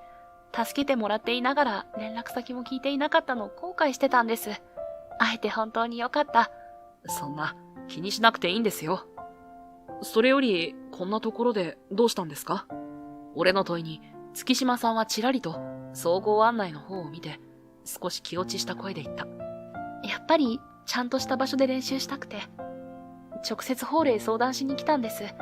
そうしたら、責任者に聞いてくださいって、今日は催し物がないから、来るかはわからないそうなんですけど、ギリギリまで待たせてもらおうと思って、居心地の悪そうな表情をしながらも、月島さんの両手は固く握られていた。俺は彼女の横に座り耳打ちした。月島さん、ちょっと来てもらってもいいですか？でも、もし責任者さんと入れ違いになったら。彼女は困った顔をしてそう言ったが、俺はシーッというジェスチャーをし、月島さんの手を取り、建物を出た。笠井さん、どうしたんですか？大丈夫。俺に任せてください。月島さんの力になれる方法をずっと考えていたんですから。笠井さん。こそこそと、たどり着いたのは関係者しか使わない裏口だった。俺はそのまま扉を開け、月島さんを防災センターまで連れて行った。中にいるのは戸田さんだけのはずだが、何やら話し声が聞こえていた。俺はノックも忘れて中へ入った。びっくりした！笠井さん、お疲れ様っす。戸田さん、お疲れ様です。それと、やっぱり、今日も来てたんですね、佐伯さん。俺は戸田さんの向かいに座る男性に声をかけた。彼は、わざとらしく眉をつり上げ、腕組みをした。やっぱりって失礼だな、笠井くん。私のことよりさ、遅刻して彼女を連れてくるってどういう状況だい？笠井さんの彼女なんすか？てか、彼女連れてくるの OK になったんすか？佐伯支配人。そんなわけないだろうと言いながら、佐伯さんは戸田さんのおでこをコツンとしながら笑い合っている。俺はポカンとしてしまっている月島さんに説明を始めた。あの佐伯さんがこのホールの責任者。何もない日はよくここへこっそり遊びに来ているんです。佐伯さん、少しお話よろしいですか？なんだ、珍しくかしこまって。話があるというのは、そちらのお嬢さんかな。佐伯さんは立ち上がり、月島さんの方へ来た。俺から説明しようかと思ったが、彼女の表情からは、すでに決意がにじみ出ていた。俺は、彼女の背中をポンと叩き、一歩後ろへ下がった。私、月島由美と申します。担当直入に失礼します。なんとかこちらのレッスンルームを貸していただけないでしょうか。夜中でもいいんです。どうかお願いします。いや、困ったな。月島さん、ここは個人的な利用は受け付けていないんだよ。佐伯さんは頭を少しかきながらそう言ったが、月島さんはさらに頭を深く下げた。俺は彼女の横へ立ち、佐伯さんに頭を下げた。ちょっと、葛西くん。佐伯さん、どうか力を貸してもらえませんか。月島さんの夢はオペラ歌手になることなんです。閉館後、私が警備に入っている日だけでも使用許可をいただけませんか。お願いします。普段から真面目で誠実だねと言ってもらえていた俺が、ルール外のことを急に頼み出したのだから、佐伯さんが驚くのも無理はなかった。顔を見ることはできなかったが、佐伯さんが腕を組んだことは分かった。よく話す仲だからといって、無茶を言っていることは分かっている。だが、3日間考えていたとき、俺も佐伯さんに頼むことしか浮かばなかったのだ。佐伯さんが遊びに来ているであろう日に、彼女と会えたチャンスを逃すわけにはいかなかった。パチンと手を叩く音がし、俺たちは顔を上げた。手を叩いたのは佐伯さんだった。わかったよ。真面目な葛西くんがここまでするなんてよほどなんだろう。月島さん、葛西くんが仕事の日でホールが閉館した後。そうだな。小ホールまでは使っていいよ。佐伯さん、ありがとうございます。ありがとうございます。俺と月島さんは改めて佐伯さんに礼をし、顔を見合わせた。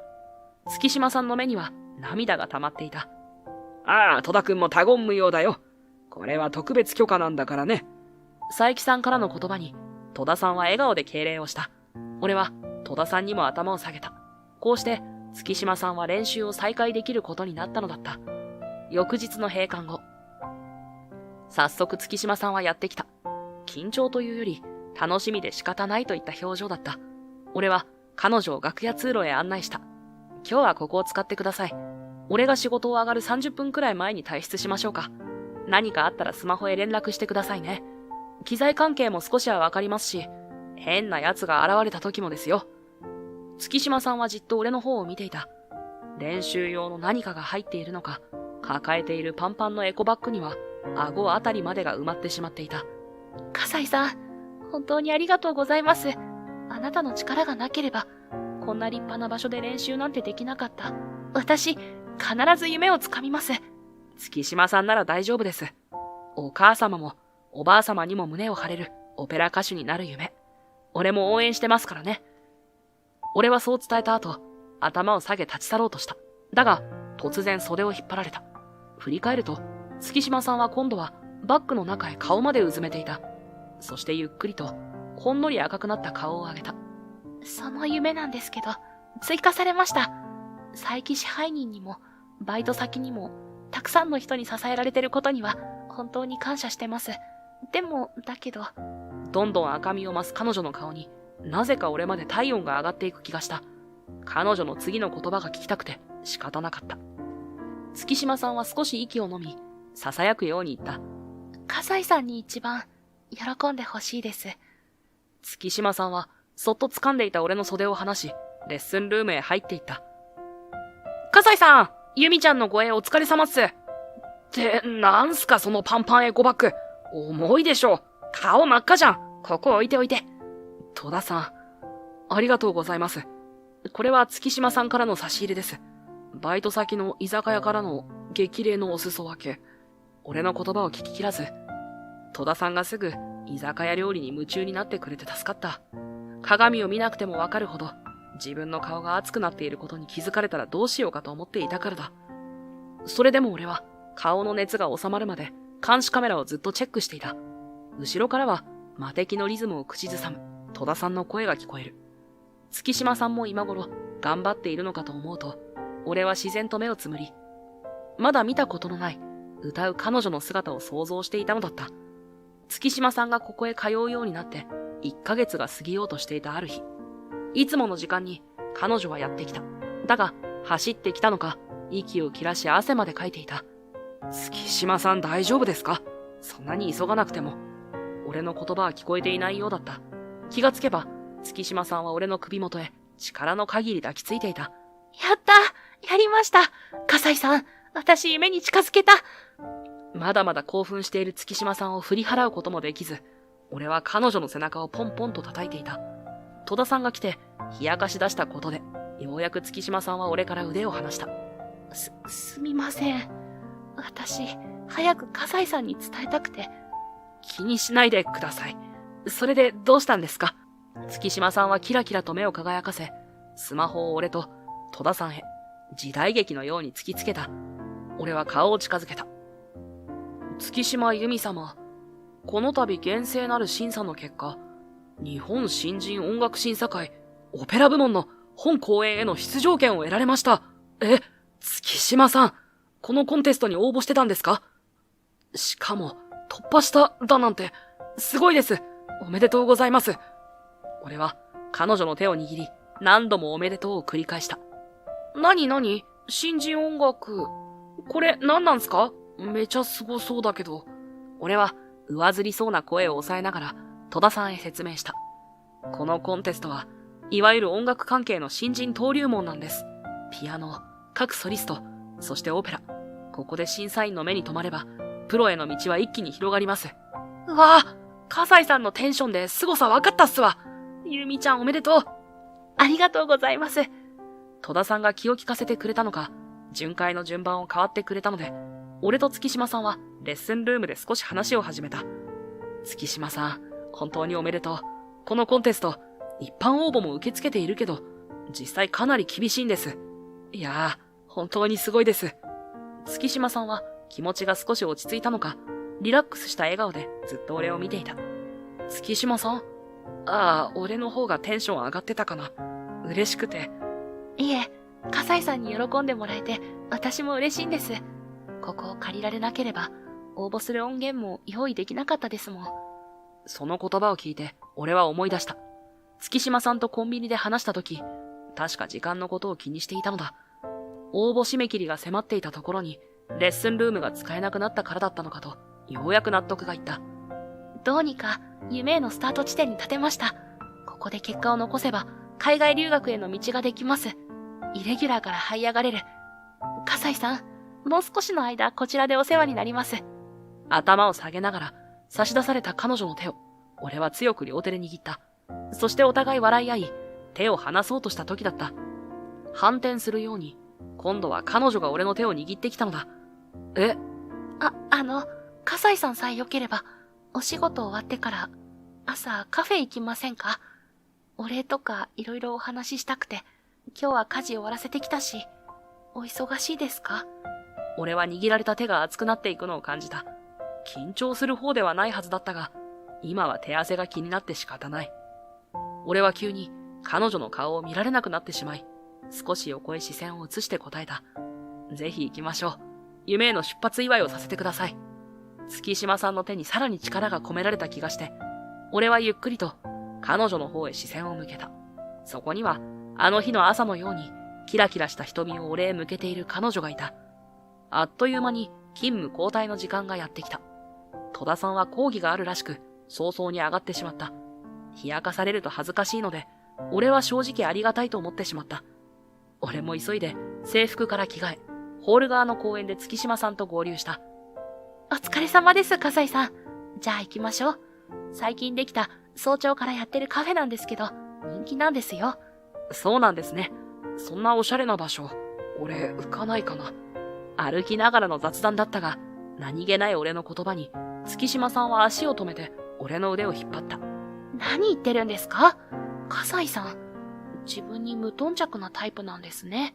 もう。なんでもないです。あ、お店見えてきましたよ。見えてきたカフェは落ち着いた外観だったが、この時間でもすでにお客がいた。大抵の人がコーヒーやスムージーをテイクアウトしていたが、店内でゆっくりしている人もいるようだった。俺は月島さんに先に席へ行ってもらい、カフェラテを2つ注文した。ついでに、レジ側にあったパウンドケーキもつけた。ケーキやモーニングプレートもあったが、月島さんは自分が誘ったからと、ギリギリまで支払いを譲らなかったので、大げさなものはやめておくことにした。コンテストはこれからが勝負なのは分かっているが、まずはお祝いをしたかった。だが店内では、そんな気分をかき乱す波乱が、すでに起きていたのだった。商品を受け取り、月島さんのいる席へ向かおうと店内を見渡すと、彼女は窓側の席にいた。そしてその横には、腕を組みながら立っている女性がいた。話しているようだったので、友人なのか、と思ったが、その場合、自分のことをどう説明したものかと、のんきなことを考えながら、俺は席へ向かった。あなたみたいな貧乏人が審査を通るだなんて、どんな手を使ったのかしら。はあ？席に着く前に聞こえてきた言葉に、俺は思わず不快感を声に出してしまった。あ、笠井さん。こちらは、鶴見玲奈さんです。私が一時通っていたスクールで、同じだった人で。そうそう。月謝が上がったことでユミは辞めたんだったわね。ほんと諦めが悪い女。まあ好きにすればいいわ。新人音楽審査会で優勝するのは私だから。そんなの、やってみないとわからないわ。月島さんの言葉を、鶴見さんは冷めた声で言いなした。わかるわ。困惑する月島さんをよそに、鶴見さんは明らかに高そうな指輪をいじりながら話し続けた。オペラを鑑賞するのはどんな人間？娯楽にお金をかけられる富裕層よ。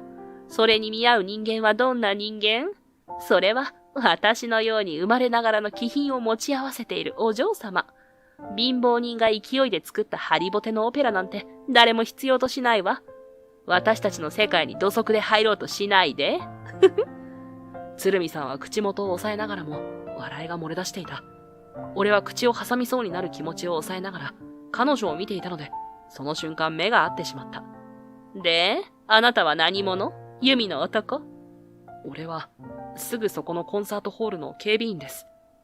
月島さんとはオペラ好きつながりです。そんなことより自分がいかに失礼なことを言っているのか分かっているんですか？ついに口を挟んでしまった俺を鶴見さんはいよいよ耐えられなくなったようで、隠さず大笑いをしだした。ちょっと待って。オペラ好きの警備員？この私が失礼ですって？何を言っているのかしら。ああ。あなたも貧乏人だから、そのことを怒っているのね。違いますよ。失礼だと言っているのは、月島さんとオペラに対してです。途端に沈黙が流れた。俺は鶴見さんから目を離さず、そして彼女もまた、俺を見下したままだ。周りの視線が少しずつ、こちらへ集まっていた。鶴見さんもそれに気がついていたのだろう。ブランド物のバッグを持ち直し、俺と月島さんを交互に見て吐き捨てた。まあ、貧乏人同士励まし合っていけばいいわ。じゃあね。高いヒールを鳴らしながら立ち去る鶴見さんへ、月島さんは大きな声で言い放った。私、絶対に負けないから。鶴見さんは振り返ることもなく店を出て行った。俺たちは、なんとなく店へいるのが申し訳なくなってしまい、商品を持ち帰りにし、合流した公園まで戻ってきた。月島さんは、ごめんなさいと言った後、黙ったままだった。ベンチに座り、俺はカバンからパウンドケーキを取り出した。月島さん、これどうぞ。フルーツパウンドケーキ、美味しそう。ありがとう、笠井さん。月島さんに少しだけ笑顔が戻った。だが、袋を開けるだけで食べず、ポツポツと話し出した。笠井さんが言ってくれたこと、嬉しかったです。ずっと私を支えてくれたことにも、感謝しきれないです。けど、お世話になるのは、これっきりにします。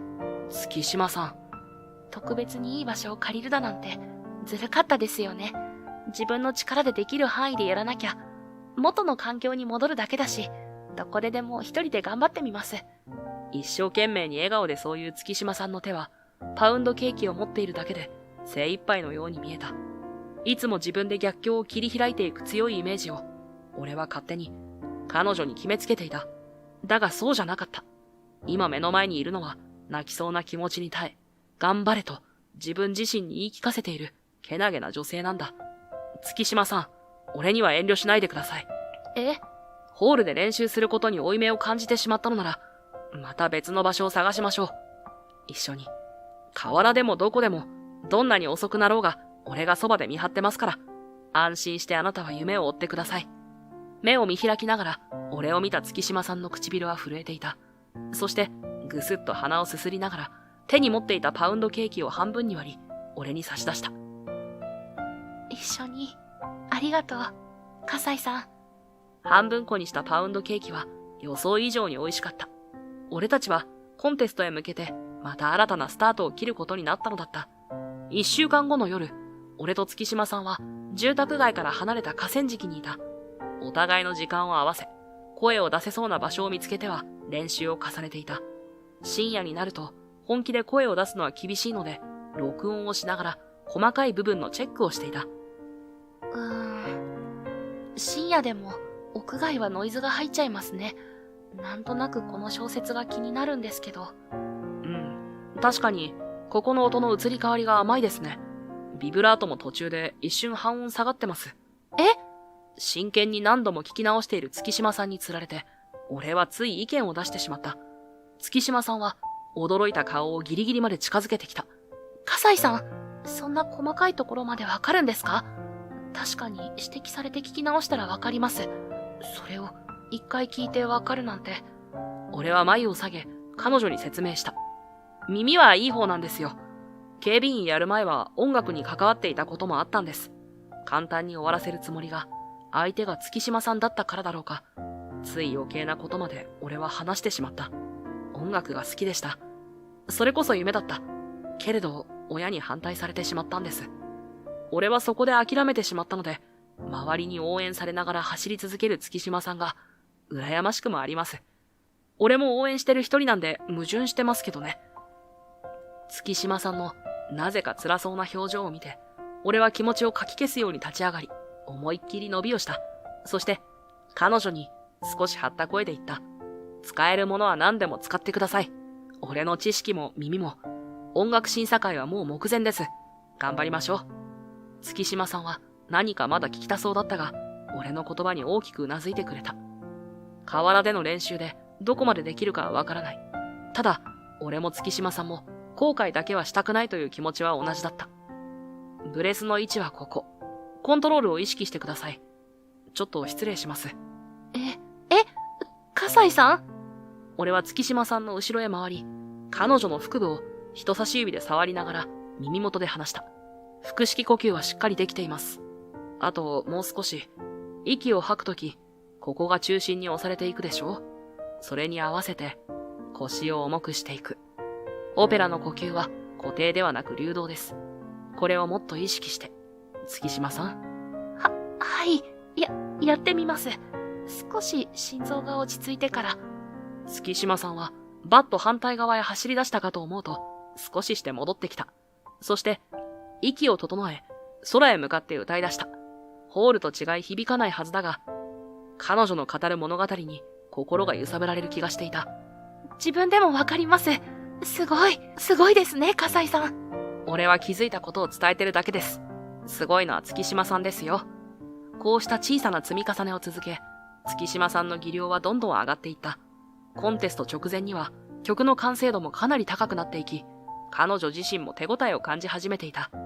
いよいよか。私、優勝したら河川敷で警備員さんと練習してきたって言いますね。はは、それは話題性が上がってしまいますね。コンテストまでの最後の練習を終え、俺たちは舞台に立つ月島さんを想像しながら一緒に夜空を眺めていた。コンテスト当日がいよいよやってきた。場所は俺のいるコンサートホールよりも大きい場所だ。なので、もともと休みだった俺は派遣会社の方から急遽借り出され警備に当たっていた。うわぁ、フェスかよってくらいの熱気っすね。ユミちゃん緊張してないかな？警備に入ってちゃ会いに行けねえし。ねえ、笠井さん。戸田さんが見えないように膨れ面で俺に話しかけてきた。俺とペアを組んでいる戸田さんもまた今日のコンテストの警備に借り出されていた。月島さんなら大丈夫ですよ。ああ、入り口に車来たそうです。俺たちは関係者側の警備担当だった。楽屋が近いこともあり、正直なところ、俺も月島さんに会いたい気持ちはあった。そんなことを思ってしまったとき、覚えのある声が、こっちへ聞こえてきたのだ。あら、あなたもしかして貧乏警備員じゃない？アクセクお仕事なんてお疲れ様ね。鶴見さんでしたか。俺に声をかけてきたのは鶴見玲奈さんだった。赤々と目立つドレスがあの日以上に彼女の嫌味っぷりを引き立てている気がした。俺の嫌悪感を感じ取ったのか、鶴見さんは俺に耳打ちをしてきた。もう一度言ってあげる。優勝するのは私。理由は？ああ、関係者様は通られますので、こちら通路を開けさせていただきます。空気を察したのか、戸田さんが俺たちの間に割って入ってくれた。俺は形式上の会釈をし、ポジションへ戻った。だが、彼女は腕を組んだまま、薄笑いを浮かべ、その場から動かない。仕方なく、声をかけようとした、その時だった。パパ、こっちよ。鶴見さんは入ってきた関係者へ駆け寄っていった。耳につけたインカムから戸田さんのアナウンスが入ってきた。鶴見ツーリズムの鶴見様到着されました。関係者一覧には目を通していたが、全く点と点が繋がっていなかった。鶴見ツーリズムは、この新人音楽審査会のメインスポンサーだ。あの鶴見さんが、そこの令嬢だなんて、想像もしなかったのだ。何の根拠もないが、俺は月島さんのことが気になり始めてしまった。葛西さん、大丈夫っすか？てか、メインスポンサーの娘が出場してるとか最悪じゃん。戸田さん、さっきはすみませんでした。そろそろ次の方到着されるみたいです。俺は邪念を払うように仕事へ戻った。深読みしすぎて戸田さんに心配をかけてしまったことを反省した。審査員は鶴見社長一人じゃないし、マエストロの評価もある。出場順は当日のくじ引きですでに決まっている。月島さんはラスト、大取りだ。みんなが敵なわけではないと信じるしか俺にはできなかった。いよいよコンテストが開始された。俺と戸田さんは楽屋とは反対側の警備に当たっていた。次々に出場者の歌声が漏れ聞こえてくる。ああ、モーツァルト。オーケストラと指揮者もいるなんて本格的っすね。てか、葛西さん、指揮者のおっさんどう思います？戸田さんは小声で俺に言った。鶴見社長と喋ってたとこ見たんすけど、寿司とか天ぷらとか言ってたから、絶対晩飯の約束っすよ。コンテスト中に何やってんだよっての。鶴見社長と話していたという事実だけで、俺はまた嫌な予感がしてしまった。いや、メインスポンサーなのだから考えすぎかもしれない。もうすぐ月島さんの出番が来る。一つ前の出場者が終わり、マエストロと共に舞台袖へ入ったとの情報がインカムから流れてきた。いよいよ月島さんの番だ。自分のことのように目をつむり息を吐いた。しかし大丈夫だと言い聞かせたその時、インカムから焦った声が流れた。楽屋通路にて急病人1名、救護班と警備員お願いします。警備、葛西向かいます。俺の口は考えるよりも先にマイクに向かって返答していた。何か言っている戸田さんの方も向くことなく、楽屋側へ走り出していた。何かを考えているようで考えられてはいなかった。ただ、ひたすらに足を動かしていた。楽屋側へ着いたのは、救護班とほぼ同時だった。出演者や関係者でごった返す中、道を開けるよう大声で叫び、救護班を通した。救護通ります。道を開けてください。道を開けて。ようやくたどり着いた先では、マエストロがぜいぜいとした息で倒れていた。そして、その前には、ガタガタと震えている月島さんがいた。月島さん！葛西さん。マエストロが握手しようとした瞬間に、苦しそうに胸を押さえ出して、それで。俺は月島さんの肩を持ち、通路の端へ移動させた。目の前で起きた突然のことに、彼女の顔も真っ青になっている。マエストロは一旦横になり様子を見るということで、担架で運ばれていった。俺は月島さんから少し離れて人だかりをばらしていった。しかし、通路の一角では数人の話し合いが行われていた。運営の上層部、そしてメインスポンサーの鶴見社長だった。マエストロが戻ってこれない状態でコンテストをどうするかの話し合いだ。念のためのサブのマエストロもいないらしい。話がまとまらない中、鶴見社長がみんなを黙らすような大きな声でとんでもない案を言い出したのだ。こんな状況ではこれ以上コンテストを続行できんだろう。残りの出演者は月島さん一人だけか。申し訳ないが、ここで終わりにして結果発表をするしかないんじゃないのかね。会場が水を打ったように静まった。音楽が途切れたままのステージ、そして震える月島さんの姿が俺の視界を行ったり来たりする。社長の苛立ちは収まらず、舌打ち混じりの声が追い打ちをかけた。指揮者なしでどうやって歌うというんだ？オペラは読唱会じゃない。ステージが成り立たないのに、無理を押し通すのは、むしろ他の出場者たちに失礼だろう。最後まで歌いたい気持ちはわかるが、現実を見ろ。君一人のために他の参加者を犠牲にしてもいいと？目の前でゆらりと視界が歪んだ。月島さんはポロッと涙をこぼしそうに唇を噛みしめ、悔しさに耐えている。立っているのも精一杯な月島さんに近寄ってきたのは、鶴見玲奈さんだった。彼女は、俺と月島さんに聞こえる程度の声で囁いた。貧乏人は運がないから貧乏人なの。ようやく現実が見えたかしら。囁いた意味もないほどの高笑いを、鶴見さんは月島さんへ向けた。月島さんは下を向いていたが、ギリッと唇を噛んでいるのが見えた。どうしようもないこの状況を、運がないという理由で終わらせられるわけがなかった。そんな単純な気持ちで、ここまで頑張ってきたんじゃない。俺には痛いほど、彼女の気持ちが分かった。インカムから、コンテストの時間繰り上げ検討中、とのアナウンスが流れてきた。俺は耳からインカムを外し、鶴見社長たちの元へ走った。突然駆け寄ってきた警備員に、一瞬みんな驚いた様子だった。だが、その驚きの表情は、俺の言葉でさらに一変した。最後の出演者の指揮は、私がやります。何を言ってるんだ。君は警備員なのだろう。曲は分かっています。私に、やらせてください。俺は頭を下げる。遠くから駆け寄ってくる足音が聞こえる。おそらく月島さんだろう。そして、頭上から聞こえるのは失笑の嵐だった。おいおい君、このコンテストを馬鹿にしているのか？警備員が指揮をするなんて聞いたこともない。審査会の品位を下げるつもりか？コンテストはここで終わる。もう決定なんだ。俺には頭を下げて頼むことしかできなかった。だが月島さんが大声で訴え出したのだ。私からもお願いします。この警備員さんの指揮で舞台へ立たせてください。お願いします。チャンスをください。月島さんの訴えに若干運営側は揺らぎ始めた。しかし引かなかったのは鶴見社長だった。月島さんだったかな。君には申し訳ないと思っているよ。だがこれも運だ。素人の指揮で舞台へ立ったところで君は優勝できない。出ないのと同じではないかい。私はこの方を信じています。月島さんもまた引かなかった。その姿勢が鶴見社長の苛立ちをかき立ててしまった。そうかい。なら許可しようじゃないか。運営、10分後審査会を再開しろ。警備員と貧乏オペラ、見せてもらおうじゃないか。結果次第ではどうなるか分かっているね。はい。鶴見社長はふんと鼻を鳴らし、その場を立ち去った。運営はバタバタと動き始め、俺は月島さんの控え室へ入った。笠井さん。月島さん、何の相談もなく突っ走ってしまったことに、俺は急に罪悪感を感じてしまい、言葉が出てこなかった。そんな俺の手を月島さんはそっと握った。本当に一緒に夢へ向かうことになっちゃいましたね。でも、笠井さんなら信じられる。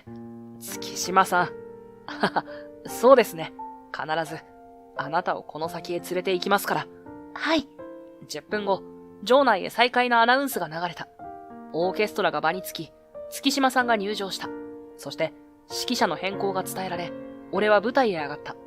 なんとかセットした髪に、制服の下に着ていた白のワイシャツ。そして、ズボンはどうしようもなかったので、制服のままだった。少しざわついた場内が落ち着くのを待ち、俺は指揮棒を上げた。漏れ聞こえていた音で、オーケストラの色は大体わかっている。全員を見回し、最後に月島さんを見た。小さく、こくりとうなずいたのを合図に、俺は指揮棒を振り上げた。課題曲は、フィガロの結婚から、恋とはどんなものかしら、だ。モーツァルトの美しい旋律が会場に響き渡る。そこに、月島さんが表現力豊かに物語を乗せていく。喜劇のようで複雑な人間模様は、まるで、俺と月島さんが経験してきた、これまでのこと、そのもののようだった。それを、もしかすると彼女も感じていたのかもしれない。俺が抑えた場所、そして感情をあらわにする場所、すべてが月島さんとシンクロしていた。ああ、ここの旋律は月島さんが苦労していたところだ。よし、うまくいった。はじめはそんなことを意識してしまっていたが、いつの間にかそんな心配もなくなっていた。すべてが一体となったオペラに、俺の血流は押し流され、心臓が勝手に跳ね上がっていった。物語がすべて終わった時、待っていたのは惜しみなく注がれる拍手の嵐だった。俺は息を整え、一礼をし、舞台袖へ下がった。笠井さん。月島、うわっ！息つく暇もなく、月島さんは舞台を降りるや否や、俺に目いっぱい抱きついてきた。声は震え、泣いていた。笠井さん、ありがとう。ありがとう。私、やっとオペラができたわ。全部笠井さんのおかげです。泣きながら一生懸命に言葉をつなぐ月島さんの頭を、俺は軽く、撫でながら言った。俺にもお礼を言わせてください。月島さんのオペラを目の前で聞けて、幸せでした。笠井さん。涙が止まらない彼女の顔を拭いてあげようとした時だった。もしかして、空？え？そこにいたのは、オーケストラのコンサートマスターを務めていた男性だった。やっぱり空だよね。大学で何度か話をしたことがあるんだけど。あ、もしかして加藤くん。覚えてくれていたんだね。嬉しいよ。ウィーンを首席卒業したのに、君がどの道を進んだのかわからなくて、残念に思っていたんだ。音楽をやめてはいなかったんだね。素晴らしい式だった。月島さん、あなたも素晴らしかった。またどこかで共演できるのを楽しみにしているよ。ああ、ありがとう。加藤くんはオーケストラのみんなの元へ戻っていった。何やらバタバタとしている楽屋通路で、俺と月島さんの間だけ静まり返っていた。月島さんは俺を見ず、少しだけ手に触れていた。きっと、俺が何も話さなくても、月島さんは何も言わないだろう。だが俺は、彼女に謝る時が来たのだと腹をくくった。月島さん、覚えてますか？俺の友人の話。海外留学してたけど、音楽をやめてしまったっていう。もしかして。はい。あれは、俺のことなんです。ずっと嘘をついてしまっていて、本当にすみませんでした。月島さんは、俺の手を両手で包み込み、首を横に振った。俺はちゃんと彼女の方へ向き直り、話を続けた。加藤くんが言っていた通り、俺はウィーン国立音大へ通っていました。親が小さい頃からよくクラシックコンサートへ連れて行ってくれていた影響もあったと思います。俺は本気でした。本気でクラシックの道へ進みたかった。でも、親に反対されたって言ってましたよね。俺は小さくうなずいた。親は会社を経営してるんです。海外経験ということで、大学までは目をつむっていたそうなんですが、そのままウィーンに残るというとそれはもう、大反対でした。音楽なんて遊びに本気になるやつがあるか、会社を継ぐことだけ考えろって。親は、ありとあらゆるところに圧力をかけて、俺は音楽への道を断たれました。でも、音楽をやめたのは、俺の弱さが本当の理由です。そんな。俺は会社を継がないだけで、意志を主張してる気になってましたが、月島さんに出会って、自分はなんて弱かったんだって。自重気味に笑った後、月島さんを見ると、彼女はまた涙を目いっぱいに溜めていた。そして、顔をくしゃくしゃにしながら、俺に言った。弱い人だったら、私のことなんて助けたりしないですよ。こんなアウェーの中、一緒に舞台に立ってくれたりしない。笠井さんがいなかったら、私はここにいないんですよ。俺は月島さんの涙を拭いてあげたかった。だが、月島さんの手が先に俺の目元へそっと触れた。自分でも気がつかないうちに、俺の目からは涙が流れていたのだ。ありがとう、月島さん。互いに涙を拭き合った後、俺たちはようやく周りの騒々しさに気がついた。その大元は鶴見社長だった。他の審査員と揉めているようで、さっきの余裕っぷりはなく、大声を張り上げている。ふざけるな！私の娘が優勝で決まっているだろうが、どれだけ金をかけたと思っているんだ？世界レベルのレッスンをずっと受けてきているんだぞ。庶民とは何もかも違うんだよ。他の審査員たちも困惑していた。ざわつきが収まらない中、そこへコツコツとゆっくり足音が近づいてきた。空気がピリついた気がした。警備員に案内されながらやってきたその人を見た途端、鶴見社長は顔を真っ青にしながら直立した。会長、どうしてここに？何を言っているんだ。招待してくれたのは君だろう、鶴見くん。グループ会社である鶴見ツーリズムがスポンサーだから、たまには音楽でもどうですかと。鶴見社長は、しまったという顔になり、どんどん真っ青になっていった。いえ、音楽業界へ力を入れていくのもいいかと思いましたので。ああ、なるほど。その思いが強すぎて、自分の娘を優勝させろと君はみっともなくごねていたというわけか。よくわかった。会長、違います。私は公平さを訴えていただけです。会長！鶴見社長の叫びを無視し、その人は俺たちの方へ歩いてきた。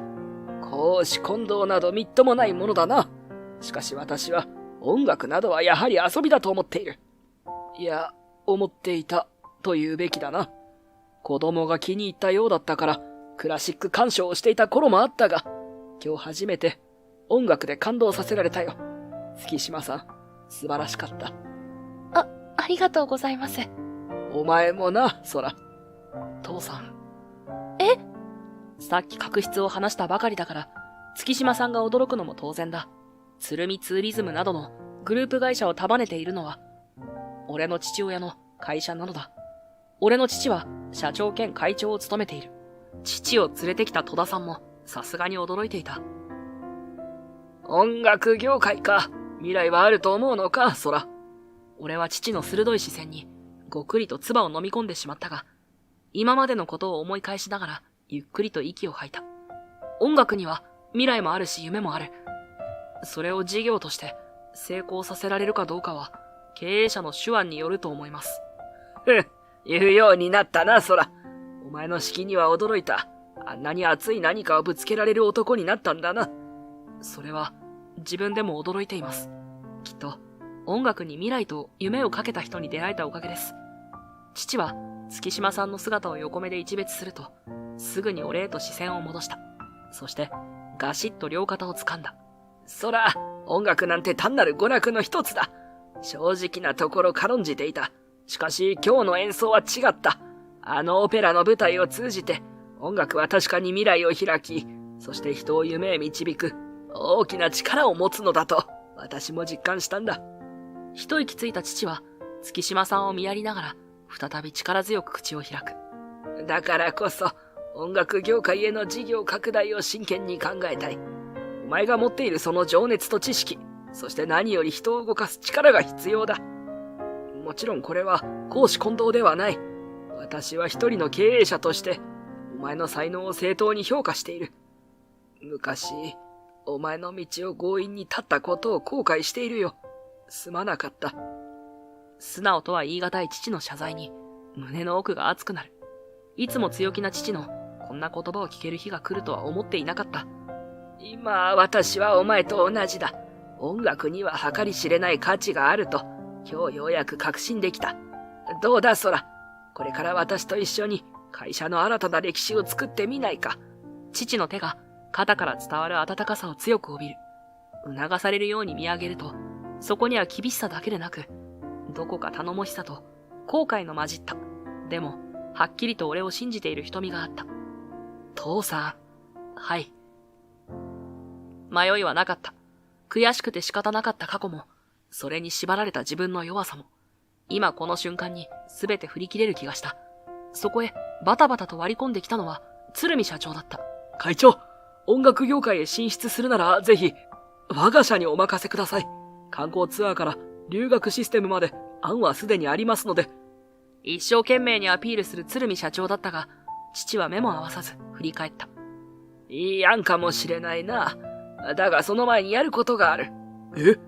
鶴見ツーリズム、主に鶴見社長に関するリーク情報の真偽確認だ。見過ごせないものばかりのようでな。覚悟しておきたまえ、鶴見くん。振り返らず立ち去る父の後ろで、鶴見社長は膝から崩れ落ちた。反対側からは女性の泣く声が聞こえてきた。戸田さんが通路整理をしてくれた後、場内アナウンスが流れ、運営スタッフが出演者を集め出した。いよいよ結果発表だ。葛西さん、行ってきますね。いってらっしゃい、月島さん。スポットライトが照らす舞台へ向かう彼女の姿は、まさにプロを思わせるような堂々とした姿でとても美しかった。1時間後、ロビーは音楽関係者やマスコミで人だかりができていた。はいはい、撮影はこのラインからでお願いしますよ。各部門の優勝者たちが取材スペースに大きな花束を持って笑顔で立っている。俺は戸田さんと警備に当たっていたが、今日ほど仕事に身が入らなかった日はなかったかもしれない。振り向きたくて仕方がなかった。なぜなら後ろには、笑顔で花束を抱きしめている月島さんがいたからだ。月島さんは審査員から最高評価を得て、オペラ部門優勝を勝ち取った。優勝発表後、俺は少しだけ彼女と話した。私は、この夢の一歩は、葛西さんと勝ち取れたと思ってます。本当にありがとうございました。私、葛西さんと出会ってからありがとうばっかり言ってますね。そのくらい大きな存在なんです。彼女は深々と俺へ頭を下げた。努力して切り開いたのは月島さん自身ですよ。さ、頭を上げて。今から写真撮影ですよ。俺は今まで何度も彼女には笑顔にしてきてもらったが、きっとこの時が一番心からの笑顔をしていただろう。優勝した月島さんには、これから海外への道が開かれる。俺もまた、ここから新たな道を歩むことになるのだった。3ヶ月後、俺は父の会社主催のコンサート会場にいた。楽屋でカフェラテを飲みながら、譜面の確認をしている。この3ヶ月はいろいろあった。鶴見社長はリーク情報をもとに監査が入ったところ、金銭の不正授受が発覚し、警察事案となった。子会社への圧力なども発覚したが、まさかのあの倒れたマエストロも鶴見社長が買収し、一芝居打たせていたのだ。現在鶴見社長は勾留中。あのマエストロの知名度も地に落ちてしまった。会社自体はまだ残っている。それは娘の鶴見玲奈さんが引き継いだからだ。俺の父は止めたらしいが、玲奈さんは言ったそうだ。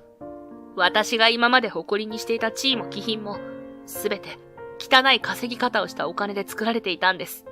いえ、パパだけじゃない。私もそのお金を使って、ライバルを陥れるようなことをしたのだから同じです。自分の存在を自分で肯定できるよう、ゼロからやってみます。